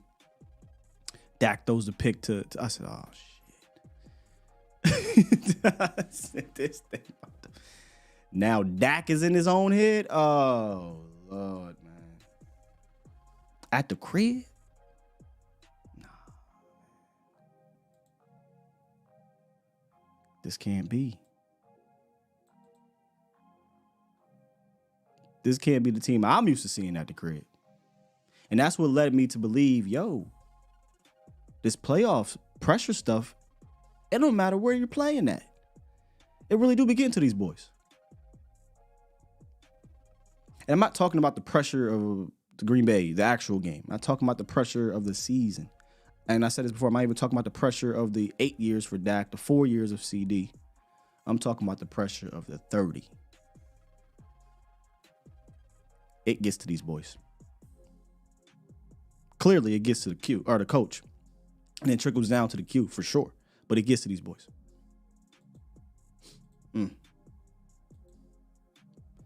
D-Sean, what's up, man? What up, guy? Therapy session today. Man. We're soft, dude. We are so soft. It's like, we're oh, my goodness. Bruce. I told my mom, I said, Mom, if they get the ball first, I said, we're in trouble. Because we're front runners. If we don't score first, we're in trouble. And I said, so my mom said, Dan Quinn don't got no answer for them. I told her before the game even started because I knew, they knew, and we knew we were front runners. And if we don't take a lead, then we in trouble because it's been like that all season. Every time a team has taken a lead on us, we have a hard time fighting back because, like I said, Scott, we're trying to throw parties before a game even starts. And not just the lead, right? But like get punched in the mouth. You know what I'm saying? Like you get punched in the mouth. Like I think I was doing some research because I was trying to see, some patterns. Week 3, you got punched in the mouth early with some big plays. They went up like 10-0 or something like that, or it might have been like 16-0 or whatever. The Niners, we saw what the Niners did. Got punched in the mouth. Granted, it was still more back and forth early game, but you was getting punched in the mouth. Buffalo punched you in the mouth. Green Bay punched you in the mouth. When you got punched in the mouth, those dudes they just didn't have it in them to respond for whatever reason. Yeah, Scott, I'm be honest with you. I'm afraid Dan Quinn get a head coaching job. I do not want that man back. I don't. He has gotten figured out so quickly. Like, did you see that Texas coach, the black the defensive one, from like Stroud and them? He told his linebackers what Joe Flacco was going to do, and he picked them out for a pick six. That's what I want. I want somebody that in the game trying to make an in-game adjustment to try to figure out each person. And like I said, from McFleur, Sean McVay, just Kyle Shanahan, Quinn can't do it. He can't figure them out. And y'all break down the film, y'all tell him what he needs to do and stuff like that, and he does the opposite. Yeah. I mean, all I can do is just tell y'all what I see on film and the way out. I think we could beat them, but we we didn't come out prepared for any of that. So. But hey, I'm looking for your draft content because Scott, we need a lot. I ain't gonna lie, we need a lot more than I thought we did. I don't think so, man. In the National Football League, there's a thin line. But between being a team that can make a run and being a team that's below 500, it is not this big discrepancy. A lot of the times it is about your structure and your culture, right? It is about who is leading this whole thing. I don't think there's a whole lot. The Cowboys can obviously I think personally, can make the personnel moves, but will those personnel moves even matter if the leadership is not changing or the leadership is not getting better, right? The structure is not getting better. I think that's real life stuff, man, in the National Football League. So, but like you said, the draft content will be there, but we got a long ways to go. True. Last point, we need a bad guy in here, Scott. We need someone that the players don't like, that the players actually fear a little bit, because everybody's too buddy. I'm sorry. We're in the National Football League. It's okay to have friends and stuff like that, but when a man is sit up here and saying they about to punch you in the mouth and get up out, and a man pushes you, and you don't do nothing about it, no, you can't. No, that's just no. You need more than one bad guy on the team. See, and I'll leave you with this, Deshaun. Appreciate the call. It's really to me not about having a bad guy, like a one dude. Attitude is the reflection of leadership. We don't have that attitude because that is not ingrained in our DNA. I don't know if it was y'all I talked to y'all about this. You know why Baltimore always plays the same? It's who they are. Why they're always a tough team, gritty, get it from the mud. It's who they've been since their existence. Now, for decades, they had that general manager that started that, right? Our attitude reflects our leadership, and our leadership is glitzy glammy. No matter how many times you try to throw in just Garrett, I'm a football guy. Yeah, but I don't care about you, Jason. Jerry said, all right, bring in first down Mike McCarthy from Pittsburgh, Football just like anything else. Yeah, but there's Jerry, I ain't worried about you, Mike. Jerry got my back. Give me that 3-year extension. Like, bro, you gave Malik Hooker a 3-year extension look, I'm not trying to call out Malik, but when it happened, I was like, random as hell. Why don't you just play this thing out? Michael Gallup, Terrence Steele.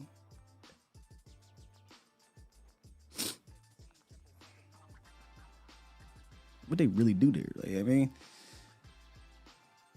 So yeah, you can take away Mike. We'll bring in Bobby Slowick. Like I said, we'll have a pretty fun offense. But does Bobby have it in him to say "fuck you" front office?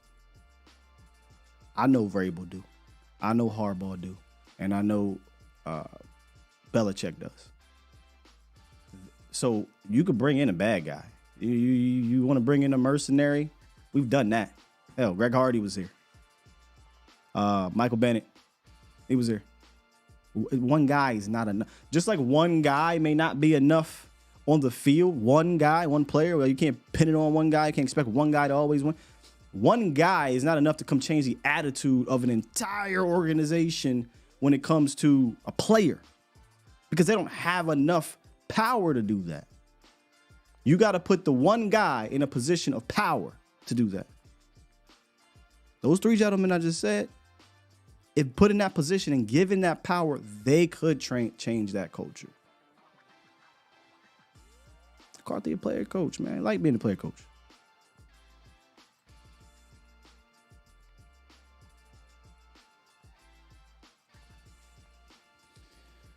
Good morning, Los. Yo, good morning, Sky. Hey, I'm not even going to ask you how we're doing because, we already know how we're all doing, right? Yeah, what you got for the show? Yeah, but hey, I just got, like you said, man, do results matter? History has shown it. It does not, Sky. We've seen this movie. We're just reliving it, right? And we're just waiting on the biggest I told you so from the Jerry and Stephen Jones family of, they say that kept colors. I did it my way, right? Because you cannot say you never had opportunities during this, 20-something years, right? And you never go for it. You never go free agency. You never go big. You keep head coaches for too long. Then, even from recently, Scott, sorry if I'm a little sick, but from his mouth, he said, this is our best chance in the NFC, we got it and everything. But then, but a week before that, he's like, with Mike McCarthy, we're with him week to week. We keep him in coaching, But then turns out, hey, they already had plans. It turns out to sign him already for next year. So why would you even say that before? It's so much that goes into this team, and I'll leave it at this, because Toxic, great call. You deserve to be one of the calls of the year, man. And now that I know that you were in the military, I kind of understand more of his humor because he's spot on with his sarcastic humor. You just got to catch it. Yeah. But because he just cannot wordy any better. We all know how this organization is different, and we just got to overcome this guy. And don't get me wrong, man, I'm gonna be bleeding, silver and blue till I die, because I'm from Texas. I go for all my Texas teams. I go for Rangers, I go for Stars, I go for Mavericks. Everybody. But all these organizations that I always that I've been rooting for, seems like they're overcoming and actually going for a championship, except this one, and that's what breaks me. Because damn, it's all in front of you. Y'all just don't change. I hate to talk about other sports, and I'm just make it quick, but the Rangers, fired their GM the last 2 years, hired a GM hey, let's get these players, let's get it done. Ain't afraid of freaking trade, ain't afraid to go for it. Look what it paid off to. You see the Mavericks. Well, like Toxic said, man, there's no organization in sports that operate the way we do, though. So the examples is a good one, especially in the state. But they don't operate that way. They don't operate with this kind of, janky structure. It is a janky structure, bro. So that's why I always say it's going to be up to whatever coach, whether it be a lame duck coach or a player's coach or a soft coach, for them to overcome those guys. And then it's going to be up to the players to overcome not just the front office, but the coaches as well. And that just... It's too much. It's too much, and maybe we'll get some lightning in the bottle at some point. Maybe you do get one of these quarterbacks, these drafted quarterbacks that everybody wants in the first round, that somehow, some way turns out to be Pat Mahomes and Aaron Rodgers with Jerry Jones and Stephen Jones running ship. Maybe. Yeah, but I just need to see her urgency, because that's all I like. Because I told you, Scott, from before the game, I was like, man, regular season's cute, man. I see, they're doing great plays and everything, but damn, I better see some damage to see how y'all play. And flat out, they just didn't come out with it. They just forgot how to play. Damn. Man. And that's all I got, man. All right, my brother. Appreciate you. Oh, we've been spitting today. I ain't know it was this late. Mike McCarthy had a press conference, man, and I'm seeing a couple clips going around. I gotta go watch that. Maybe we'll talk a little bit about it tomorrow. Let me get through these. I don't even like to do clock game too much on y'all, but I didn't realize it was 11 o'clock. Excuse me. 832. You up? What's happening? Man, this Dro knows, man. What's good, man? Oh, what's up, Joe? I didn't know that was you. Man, the biggest issue with this organization is self-awareness. When you're self-aware, you can hold yourself accountable and you can make adjustments in your life. Whether you're the owner of the Cowboys or whether you own your own business in whatever city you live in. If you're not self-aware, then you can't hold yourself accountable and you can't make adjustments to make your life better. And that's the biggest issue with this team. As far both on the field and off the field. During the game, the Packers game, it's the exact same thing happened in the Frisco game. Dak tried to throw a slant.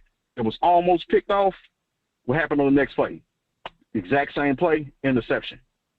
So my deal is if not only do we know that as fans and our opposing teams know that we pretty much run the same plays, why aren't we, like you said before, why aren't we countering off those plays? Mm-hmm. Why are we not running a sluggo behind the slant? Mm-hmm. Why are we not trying to stretch the field? Why are we not going with a different option? Why aren't, when mistakes happen, because if you look at that game, right, and that look of shock on Dak's face, that look of shock on CD's face, to me, that told me that Mike McCarthy and Schottenheimer went into that game and they said, hey, if we get this look, these routes are going to be open on this look. Okay, once they realized that the Packers were giving them a different look or they were doing something different, who's in anybody's ear saying, hey, man, I noticed when we run this play or we come out this formation, they're sitting in that zone or they're jumping that slant. You know what? Let's do something like this. Let's run a slow-go off of it. Let's take our play that we have and let's make some in-game minor adjustments as the game goes on. You said it right there. Then, as far as the player personnel side, or answers in that specific game, there were none, and normally that would come from. You would hope you would have that baked into your preparation, right, and into your game plan. And if you don't, then now it comes down to your coaches and players getting on the same page so we can find that answer. But it's never a plan B. It's never a plan B. They're so convicted, and that comes from the culture of the organization. I'm so convinced in myself and my ability to do what I believe I can do that I'm above reproach. And even if the evidence is directly in my face, I'm still above reproach. Player acquisition. How long have thousands of Cowboys fans been screaming for years, address D tackle, address free safety? Oh, no, that's not trust me, guys, I've been doing this since 1992. I'm pretty aware. I know football. You guys don't. You're just fans. But yeah, what keeps getting our ass kicked? Wide open receivers in the middle of the field or somebody smashing our ass in on the goddamn running game.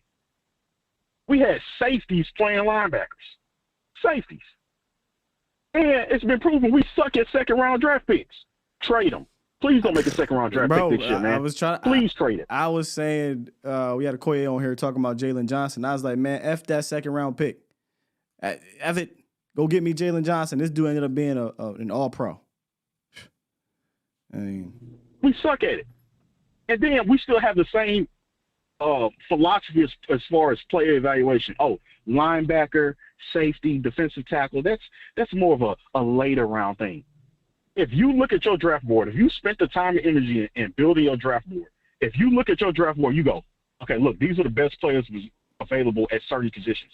But here's the caveat. We need X, Y, and Z position more than any other teams. So let's try, instead of waiting and waiting on that guy to get picked, why not make the move in the draft to move up and get in a better position to draft the guy that you need to fill a hole?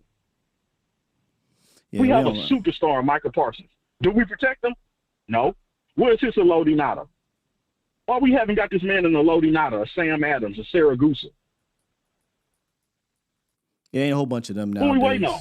I don't even think that matters because he's playing defensive end.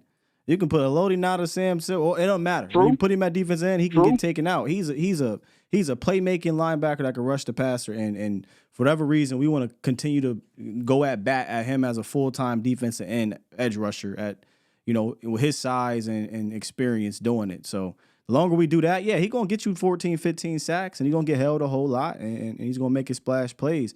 But I bet you he'd be a more consistent playmaker if he was able to roam and be free and make plays even when it's not a pass. But that again, that's a discussion for another day, man. But hey, Joe. Yeah, that just goes into the in-game adjustments. We saw in the Miami game, all right, you know what, man, Micah is doing his thing at middle linebacker. Hey, man, we're actually making some headway with him playing middle linebacker, and let's move him. We've been screaming this all week. We come into the game, what do you do? Stick him at defensive end. What do? They run to the exact opposite side of the field on. You got Micah Parsons trailing on the back end trying to make a play on every running play. Oh, there's Micah, run away from him. He trailing on the back end, 10-yard gain. You can't be convinced that man, I'm a parent. You're a parent. There's thousands of parents that listen to this. I'm pretty sure we all got a method and mode of way of parenting. But guess what? As our kids grow up, as times change, as different situations arise, we're self-aware and we make adjustments. Y'all above reproach. Y'all are that godly that y'all can make whatever decision y'all want to make, and it's going to work. You know what? Training camp, we got Leighton Vander Esch and some wrap it up linebackers here, coming off injury. Oh, my bad, man. Yeah, I just want to say, hey, man, keep doing your show, Scott, because it's getting me through the offseason, man. I don't know what I'm going to do. I guess I'll just wait until draft time, start scouting some players. Hell, I might run a couple of seasons of Madden career mode, man, and see if I can make the moves that Jerry and them can't make. But, man, love the show, man. Keep it up, man. I just want to say, I guess we'll wait till next year, man. Yeah, appreciate you, Joe. And indeed, I'm definitely going to obviously continue to cover the squad and whatnot. But like every year, at least the last 3 years I've been covering the team, it's kind of the moment of reflection, the time of reflection. And then, next week, emotional reflection for the most part. But the next week, we'll get down to, I'm debating, but we'll get down to likely reviewing each individual unit and kind of talking about who should be back and whatnot.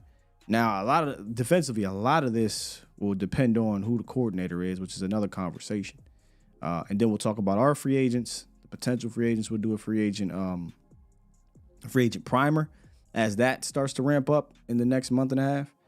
And we'll get into some Senior Bowl talk. Once the Senior Bowl gets around, that's when draft starts to pick up for me, man. All right, a couple more. 6, 7, 8. What it is, what it do. Hey, what's up, Sky? Oh, what's good, man? All right, Terrence from Atlanta. Yeah, it is real quick then, man. Yeah, them Johnsons, man, yeah, they can't fool us anymore, man. They can't fool us anymore. Dude, like, from after that damn performance, man, and you still decide to still keep McCarthy for another year, last year, and Quinn, too, as well. It's like, dude, that's you aim for another. I don't know, man. It's just, bro. Cowboy fans, do not like, please, just do your best. Do not buy no Cowboys gear, none of that crap. I don't care, man. It's like, it's just so stupid, man. He always trying to finesse these fans, and I'm telling you, he just can't finesse them. Yeah, I think, I'm not trying to speak for y'all, but I would imagine when we get either excited or whatever for the season, it's not because of what Jerry said, right? It's more so it's because the love of the Cowboys, the love of football's back in the air and things like that. And for a lot of y'all, the older fan base, y'all love the Cowboys before Jerry. So it ain't got nothing to do with really what Jerry has said or done. It's just football, right? So me personally, again, I can't speak for everybody.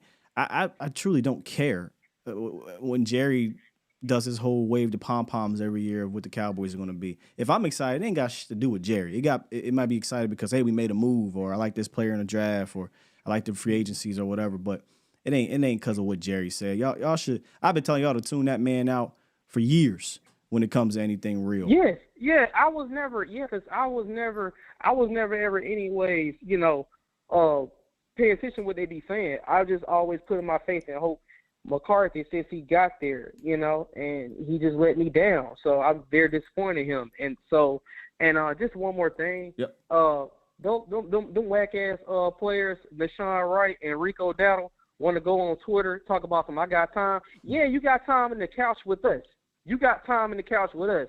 What the fuck is y'all going on Twitter for? Talk about saying like, oh yeah, trying to fuss with Cowboy fans. I seen Big Game James. He said, okay, all right, I got time too. So why the defense vanilla? He couldn't even answer it. And I said, yeah, exactly, because that's a losing mentality. That's a loser mentality. That's not, winners don't do that. Yeah. You don't see Pat Mahomes or them go on Twitter trying to fuss with fans, this and that. You don't see those real players do shit like that. You don't see Jordan Pickens out there going on.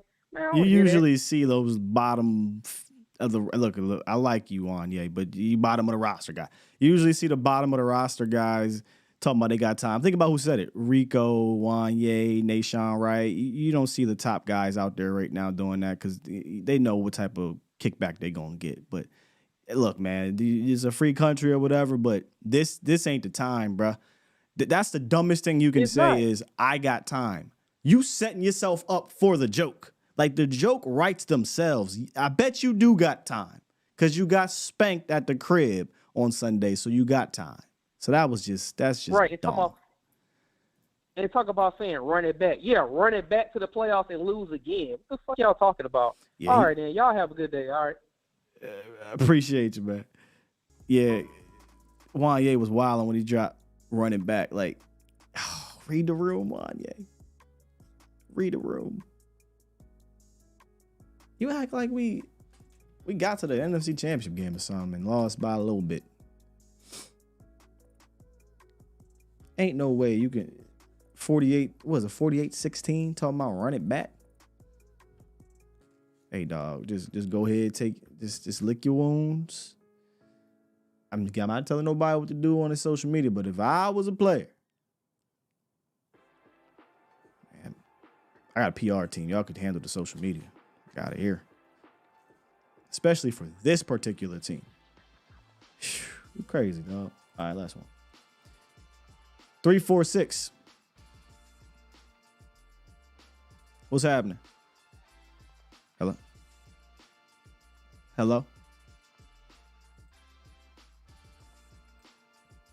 Yeah, can y'all hear him? Check. Anyway, go ahead.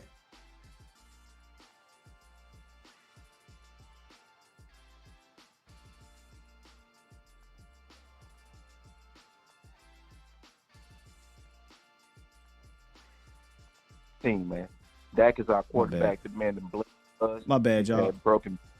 Something was going on here. They couldn't hear you. Start that over. You said something about you can't be a turncoat. Yeah, I said we had Civil War. Civil War. Okay. I said tell a fan how to fan, but you know what I'm saying.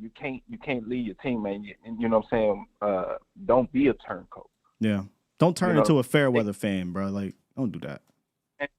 Man had broken bones, bled for us, you know what I'm saying, as far as Dak, bro, and it wasn't on him, bro. And you got to get the narrative right when y'all out there, bro. It wasn't on Dak like that, bro.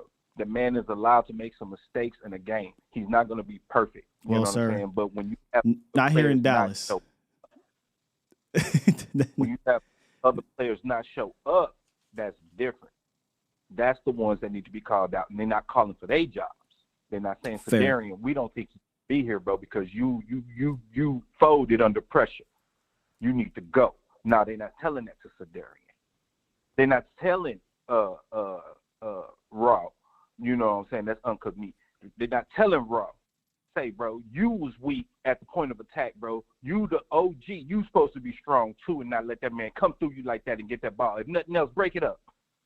Are you talking about rolling Cooks? all on the ground and shit like you knocked out. Come on, bro. Like, tighten up, bro. Y'all should have been there for Dak, bro. Can't put that man running for his life. They turning his helmet, trying to break his neck. Come on, bro. That wasn't on Dak. Mike McCarthy deserves to be here. He's had us 12-5 3 years in a row. He's developed these boys into all-pro. He's developed our tight end to continually, bro. We the tight end turnstile, bro, over here.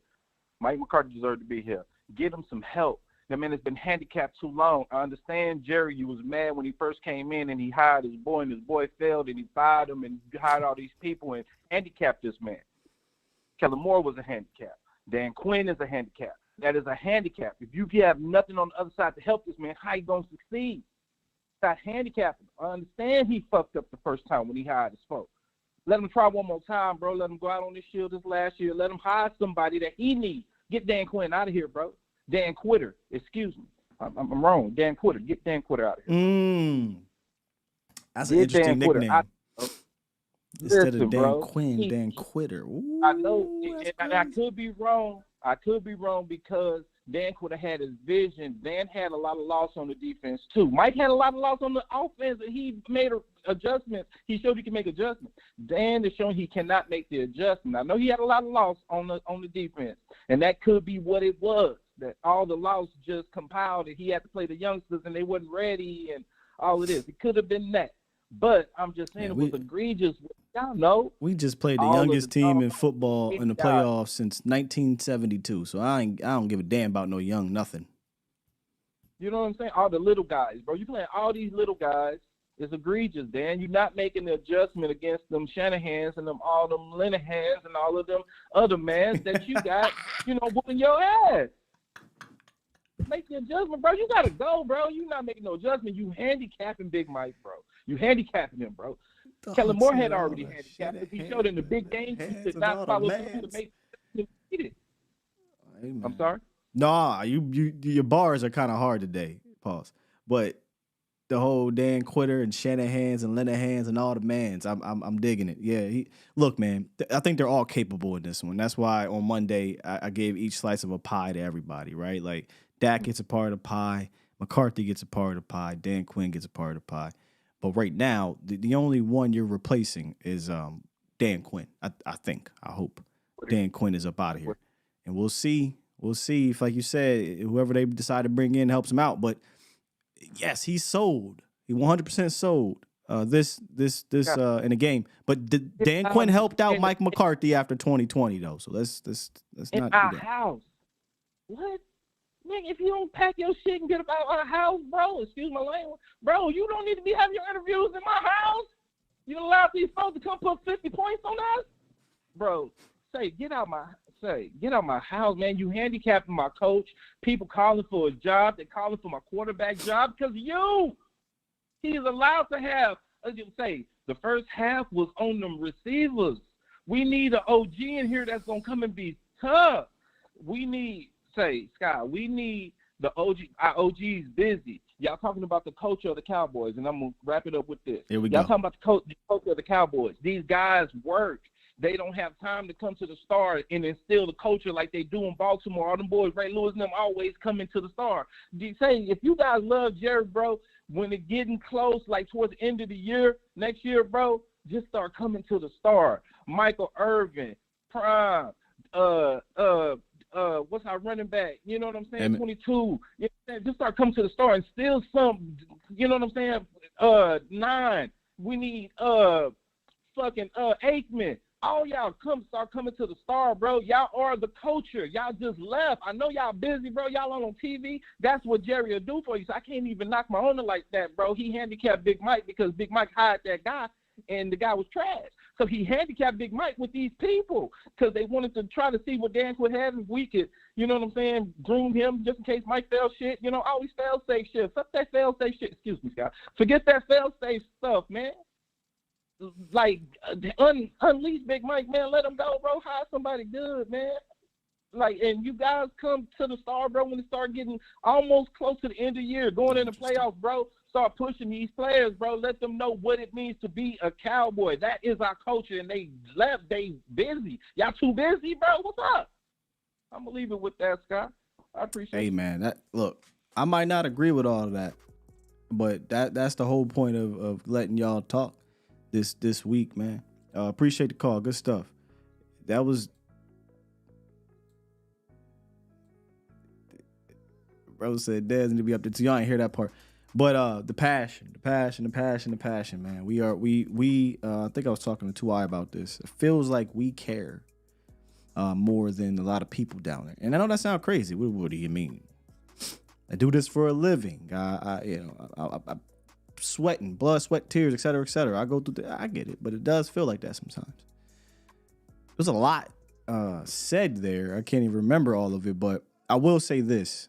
I don't think it's fair to say that you need your greats to come down there to instill whatever into them.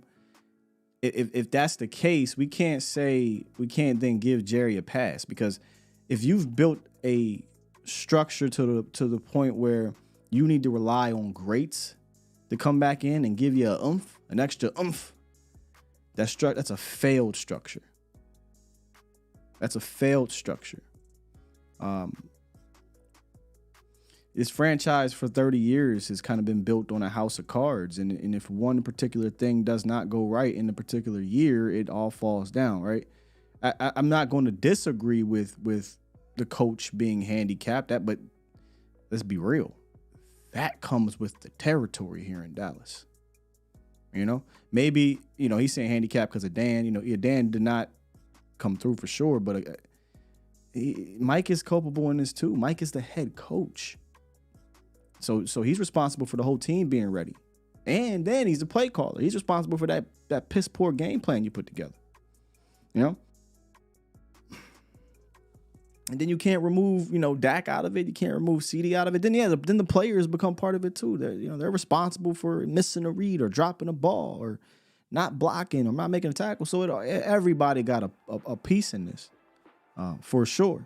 So I can't just flat out remove certain individuals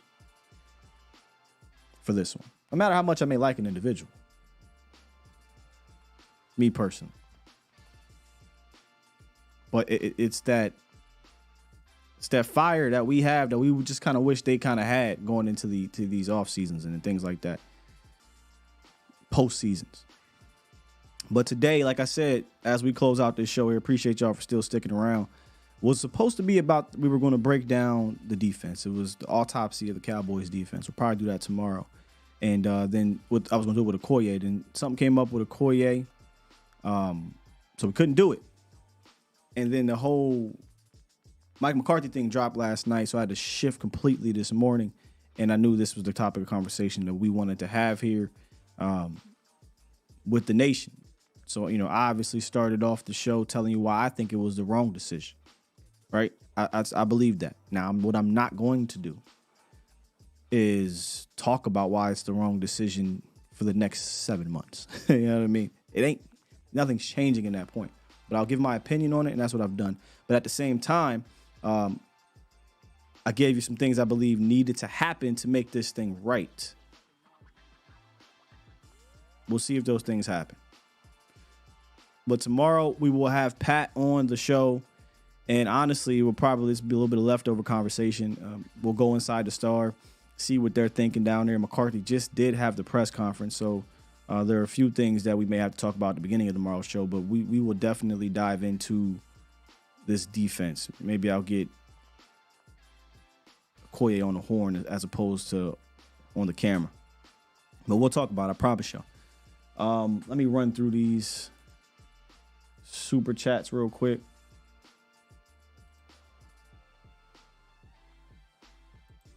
Come on. No problem, Tex. He said, thanks for keeping it real. I'm certain, here's what I appreciate about y'all. I'm just giving how I feel in the best way possible. Some people might not think it's real. Some people think other things are real. But I can't fake the funk. That's always my thing, man. I suck at coming on here and faking the phone. I do. All right, where we at? 18. Damn. I was dropping them. All right, here we go. We in super overtime. Usually these type of shows always go the longest. Super chat. I'll try to get through these. Charlie G dropped 2. Appreciate you. Said this staff can't beat Shanahan Tree. Why keep them? Go get me a guy from the Shanahan Tree. That's how I feel. Super chat. We them boys dropped 5. Appreciate you. He said mad but hopeful for the draft. Need to fix left tackle, center positions for new coaching staff. Post Mike. Winning next year seems unlikely. I think we'll get to the playoffs like we normally do. My belief in the playoffs though will be on. I'm here. I'm flatlined until they give me a reason to get my blood pressure pumping. And maybe they'll give me a reason during the regular season, depending how we get there. But I have a hard time believing we won't be in the postseason next year. But he said, mad but hopeful for the draft. Need to fix the tackle for now. For the post-Mike coaching staff. TBD. Man, this would have been a good year to go get one of them. But Super Chat. Jaboptimus Prime dropped 10. Thank you. He said, I've never seen a franchise QB get cut after having a statistical great season for poor playoff performance. Have you ever seen that? Franchise QBs tend to play until they start sucking in the red. Yeah, no, I've never seen it either. And the only reason why I entertain the conversation is because I 100% understand the frustration, and I've also conceded to the fact that the pressure when it is on him is definitely something he has not been able to overcome. That is a completely different conversation than cut him. You know what I'm saying? A lot of people don't give a damn what the plan is after. I said this last year. I say it again. What is the plan? You know, if you're willing to go back into the dark days of it, then that's fine. That's what you're willing to do. If the plan is Trey Lance and no salary cap and no offseason moves and the same type of offense, good luck in my opinion. I don't think that would work. I think you do need a different style of offense for him. But some people don't care. You know, it's cut them. I don't care if we go 4-12 the next 10 years. They're fed up. I get it or whatever, but that's not how I see it. I would love to bring in someone to completely revamp the culture of this organization. And honestly, somebody from that tree. I feel like I gave y'all the examples of dudes from that type of tree that have come in year one and things have been really good, but it is what it is. Raw Truth said Mike. Super Chat.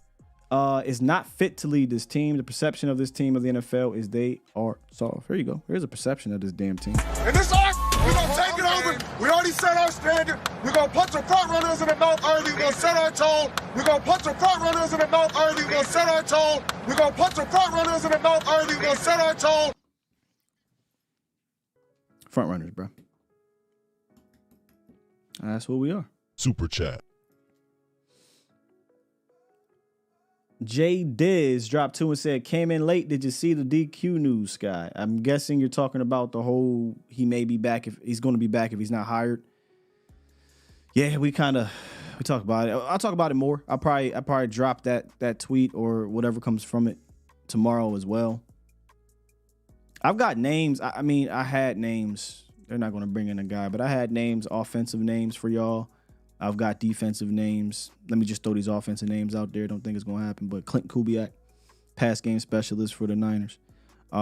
Tanner Engstrand. I gave y'all names last year. I'll give y'all names this year, even though likely not to happen. Passing game coordinator for Detroit. And then Joe Brady, I think, would be number 1. The interim OC in Buffalo. Those are the 3 offensive names. I'll give y'all the defensive names tomorrow. But before I get out of here, I want to give y'all some of the offensive names. Clint Kubiak, Tanner Engstrand, and Joe Brady are just 3 of some of the names that are in the tree of successful modern offenses. Aaron dropped Super 2 and said, I worry more about Dak's La La Land than CDs. I worry about both. But your quarterback really can't be in La La Land either. Jordan Smith dropped 5. Super Chat. Said, how do you feel about an all-in approach now that we're running it back like Mike, like how the Rams did? Hey, Jordan Smith, if you peeped the beginning of my show, I was making jokes. I was keying about having a 7 deuce hand and bluffing and pushing all in. I'm with you.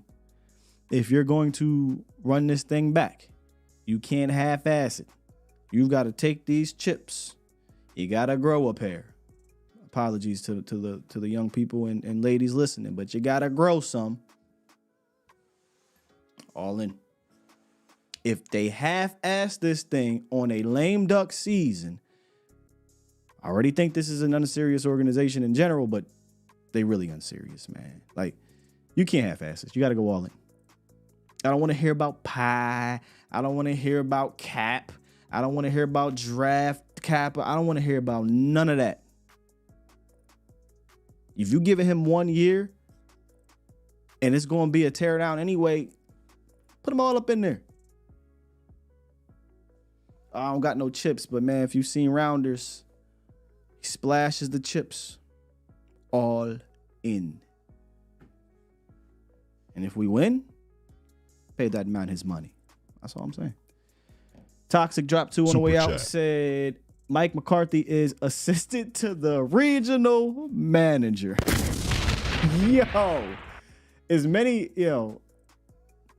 analogies that I use for shows, movies, things like that.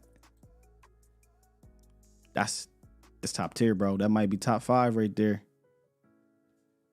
We really do got Michael Scott running around.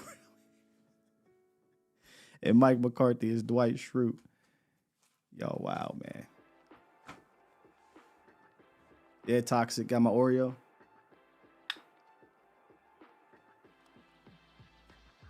See, we got to tell, though. That's our tell. You got to watch Rounders. I'm sorry. I'm just throwing these random ass. Anyway, man, it's been a long one. And like I said, usually these type of shows are the longest. Because at the end of the season, I like to let y'all get it out. We usually have quality conversations. And that's why I appreciate y'all here. We can disagree. We can be on opposite sides of the spectrum. But at the end of the day, we want the same thing without being disrespectful. So I appreciate y'all for that. Now, again, tomorrow we'll be back for a Friday show. We'll have Pat on to kind of go inside the star about this McCarthy thing, maybe get some nuggets on this Dan Quinn thing, because that's one thing I would definitely want to talk to him about. And then we'll be back Monday. And Monday, unfortunately, Cowboys Nation, is the start of the off-season program for me, for Sky, for A to Z Morning Show. So if you have not been around for the off-season program here, you will become accustomed to it. And then next thing you know, we'll be in the draft season, man. With that said, Push the goddamn button. Push the goddamn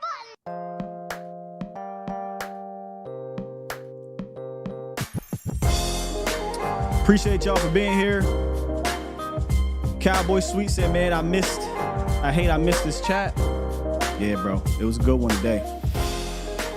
It was a good one today, man. I appreciate y'all. Oh, man, appreciate it. Hey, A-Ron, I try. It ain't easy, but I try. See y'all later, man. Love y'all. Peace.